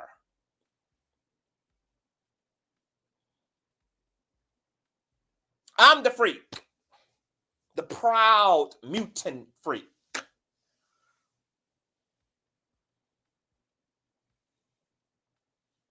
And this freak got all of these other people who think they normal girl, panties in a bunch. Because the truth stings, even when it comes from a freak ass bitch. The truth hurts. The truth convicts. That's why she can't get enough of me, girl. Sharing me out on her stories on Instagram. Coming up in here, honey. Windmilling for herself. The freak got you up out them sheets. The freak got you out here putting the work. Yeah, baby. It's gonna take a lot more, girl, than calling me a ER, calling me confused. Baby, I leaned into all of that and created infinity stones out of it. That's why I can be here unbothered while she's in our space, pressed like panini bread, pressed like a space bar. Baby, I'm the proud freak show. Baby, I get up here in 4K and freak it out. And there are people who are bothered by the authenticity because they're looking at me like, bitch, you have the audacity. Like, bitch, who are you? Who are you to break the rules, bitch? Who are you? Who are you to be a motherfucking man, bitch? And do what you do and look how you look, bitch? Who are you? Because I gotta conform as a woman. I gotta conform as a straight man. I gotta conform, girl. Who the fuck are you to say that these rules don't matter? Who the fuck are you to say that these social constructs and boundaries don't matter, girl? Who are you to entitle yourself anyway to the freedom? Who are you? Yeah, bitch. I'm CTV. Hello? Hello? Hello? The authenticity, girl, got them toe up. They don't know what to do with a freak bitch like me. Because you can only handle the bitches who abide by the rules. They don't know what to do with a bitch who don't abide by the rules. Because the rules don't apply to the freak. So like Freddy, bitch, you better stay awake. Because I'm the new nightmare, bitch, on Elm Street. Yeah. And they hate it, lady. They hate when y'all up in here, girl. Just like Honey came up in here. Honey came up in here yesterday and was like, girl, she over there in her live talking about you ugly and fat. Now that bitch know better. Just lie to yourself, girl. Like, at least tell a believable truth. But people do have eyeballs, girl. One thing about CTV, girl, you might not agree with a perspective. You might not agree with every talking point. You might not agree with a lot of things, bitch. But come on, girl. Let's not act like we don't have eyes here. Fat and ugly, wear, bitch. But you know what? The gag is, was still take your man. That fat and ugly bitch still has a sustaining audience. That fat and ugly bitch, so quick with it, so cunning with it, so anointing with it, so sharp with it, so powerful with it, bitch, that it got you up off your ass, bitch, with 280 million robots on Instagram. How a little old bitch with 5,000 Instagram followers got a bitch with 280 million robots on Instagram, pressed and spiraling every single day. You're telling me who I am. Every time you get stung up, every time I bring you out of hiding, every time I bring you out of the hibernation, you're showing me how powerful I am and who I am. You affirming me through every engagement, hater. A mess. Yeah, he done private and I, baby. Mm-hmm. Because he knew, girl, y'all was coming. I told him. I said, bitch, they're coming. You can block me all you want, girl. They're coming. Because I'm gonna run my people that. Yeah. How the fuck you defended a black man? How you defended a black woman toward a black man using and being racist? But whatever she's created in her little robotic bubble has made racists comfortable with her, has made patriarchy and misogyny okay with her. And you know what they say, girl? You can always tell a lot about a bitch based upon who surrounds, who's shoulder to shoulder with a bitch. And a person on my Instagram right now had clocked the girl and say, girl, it's giving Black MAGA. And I'll be damn, girl. Baby, proximity is not going to save you. Sorry. Those same white people that use your ass to do their dirty work ran their ass right down there to Donald Trump, girl, to make sure that the queer erasure began. Made sure that the ethnic erasure began. And the raccoons fall for it every season. They fall for it every which way and every turn. They let the puppet masters, girl, puppeteer their asses and use them while they breadcrumb them a little social equity, girl. And then the raccoons get so full of themselves, girl, thinking that they've made it, girl, that they are a part of the elite now, that they are a part of the echelon, girl, only to turn around and look at that Exapol data, bitch, and saw that your raccooning, your Candace Owening, was not going to save you. They played in your face and sold you out behind your back, and now you're in the same boats, right? That we're all in, right? Because what you voted for, right? Where is that? Because what you voted for, read.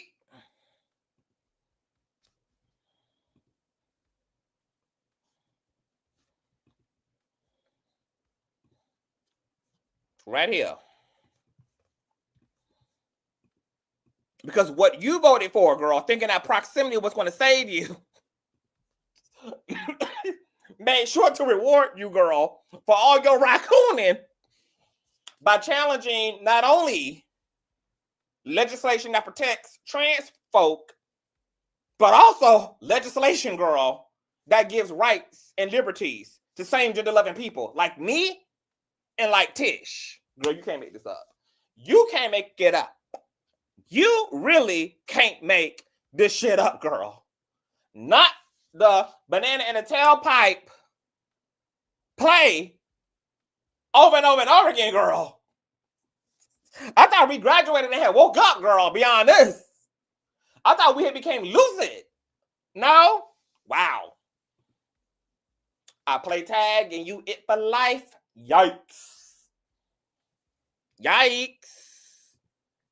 And now he bricked up over there, girl. He got his, he got his shit closed in like Fort Knox. Now I don't know whether Instagram still let you message somebody, even if they. I think you can still message them, even if they got the account on private. I think you got to go in your DMs and then type in their username, and then it'll let you send them a message. I think. Don't run now, baby. Come on to play wherever you are, because girl, you was big and bad before you let that igger slip out your mouth. Child, Tish was more intimidating and terrifying than that man was. Girl. That's what I'm saying. You a whole same gender loving woman, masculine presenting girl, and then admit it, girl, that you've been into criminal things on random streets. Clock it. Clocked it. This is CTV everywhere. Period. Lynn says, I don't care if it's ER or the A at the end. I don't accept that from nobody. We have come too far as people, girl. And Tish says she don't give a damn. While out here trying to protect out here trying to protect women and children against a non-threat but not actually protecting the Black community, which is a part of her intersection as a queer woman, from explicit, provable, objective racism. My God, today. And this is the fake performative shit that we clock. My God. Siri, play Little Freak. You know what? We might do that. On the way out, baby. Okay, the king of freaks. CTV, she wants. I couldn't find the freak out in your Apple Music library. To play a radio station. Not Siri, hush, girl. I didn't mean to activate you. CTV, she wants to understand, but it's too close-minded to accept the inevitable. I think she do understand. I actually think that Tish gets it. I just think that, you know, she's decided on her way out. She's decided what her method of survival is in this racist patriarchy. And she decided, girl, that if I can't beat it, if I can't beat pale supremacy, I'm going to join them. I'll be the token N-word. I'll be the token lesbian. I'll play into the system just like a lot of the house slaves did, girl. They're going to play into wherever they got a way out at, girl. Okay, girl, we the closest to massa, girl. The closest. When the actual logical solution was, bitch, come together as a collective and burn massa's house the fuck down to the ground. Burn it to the ground. It's more y'all than it is of the system. Come together. But that's why they never want to come. They never wanted to come together. Because the power is in the unity of the people. That's why they love to keep us divided. And they fearmonger everything to create more division. So that we don't have to realize, girl, that it is one massa and 3 motherfucking gunmen on the property and 1,000 motherfucking slaves. And they got us in this bitch hoarded up, girl, because they've made sure that the fence don't just exist externally, that the cage exists internally too. So even when they ain't got their eye on you, you still within the boundaries that they got you in, because it's a mental cage. Saying she was protecting that locker room of saltine women, Tish, Mr. Man, they were more safe than you were. Who she thinks she is, Captain Bull? Y'all.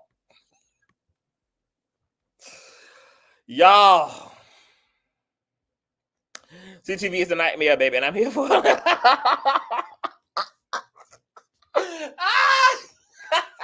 Yeah. Baby, it's gonna take a lot more, baby, than talking about me, honey. It's gonna take a lot more than words on a screen. Baby, I became the nightmare. So that, baby, it can be everybody else shook on Elm Street, bitch. Will never be a victim, honey. I'll become the fear. I will become the fear before I become afraid. That's why I live the way I live. I look the way I look. I present the way I present. And I be the way that I be. Oh, yes. Tish is a conundrum. People don't know that they can't play NCTV's face. When they gonna learn? Share when they gonna learn. And then they so mad, y'all, because you know what? To top it all off, I'm a freak. Allegedly, I'm fat. I'm ugly. I'm all the things, right? I'm all the things, right? But you know what else I am?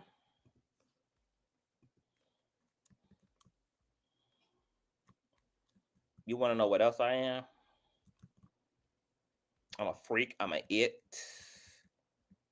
I'm confused.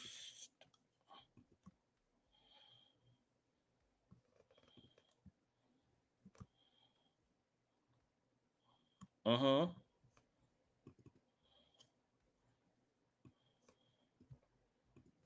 Mm-hmm.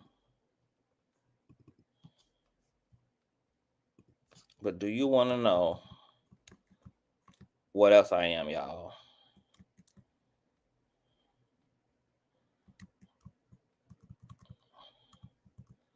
Do you want to know what else I am?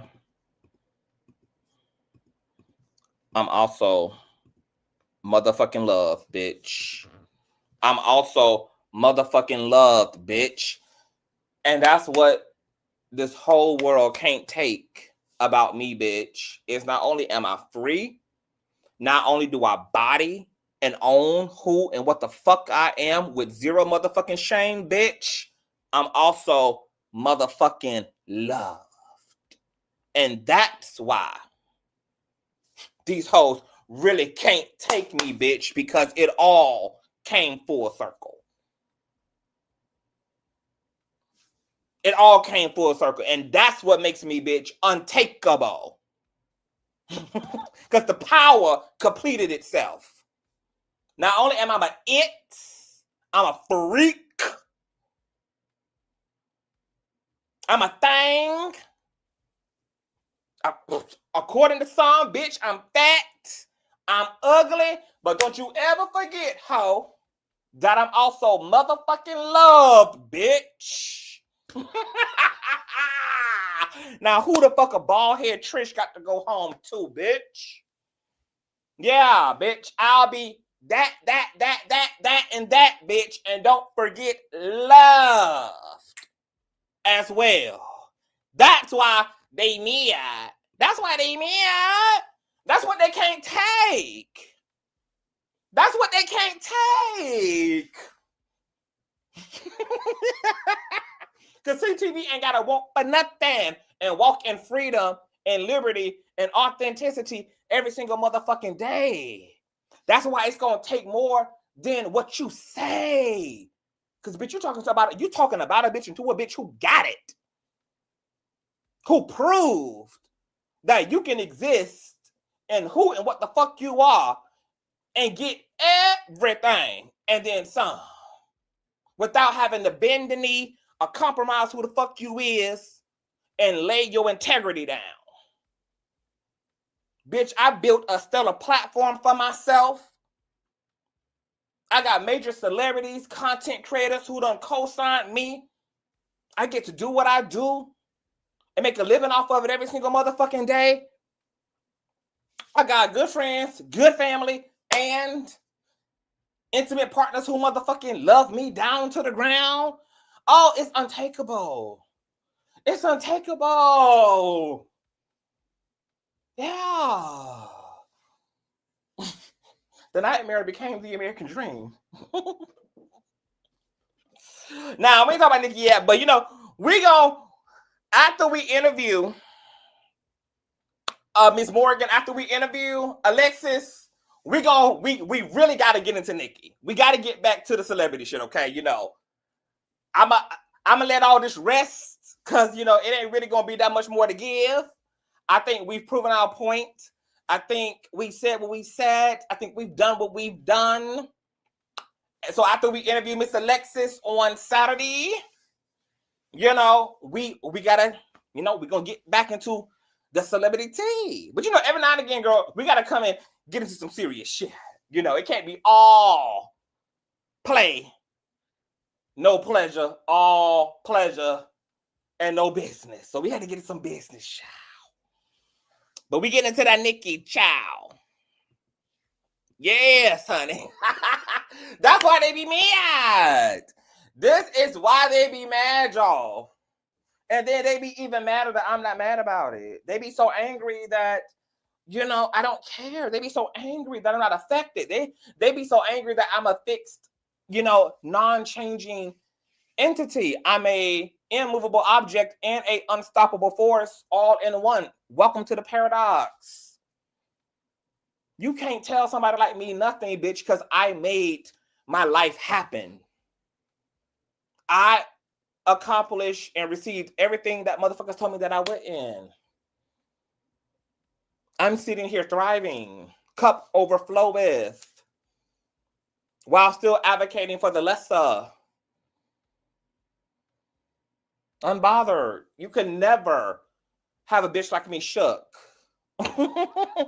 I know that these hoes who want me to be upset, who want me to be offended, who want my energy, they lonely. They miserable on the inside. They're not living in their truth. Okay? So they need a little piece of CTV, girl, to, to make it possible for themselves.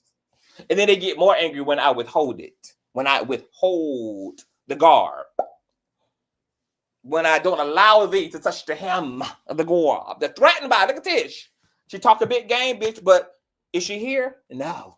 Talk a big game, baby. Won't hit that link, baby, but she'll stay in the comment section, baby. Obsessed, impressed, like the rest. Because she ain't the only dagger who out here pressed, girl. Because she done been emasculated when she had to leave that panel, bitch.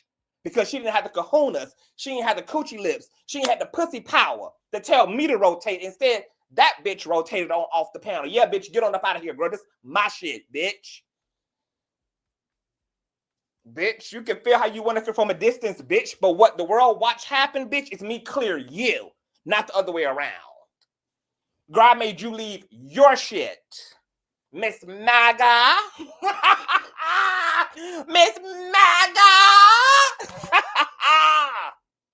Ho. A Craigslist ho. And you're mad. You're mad. Because I got love and power all over me. Girl. I know the hoe still mad.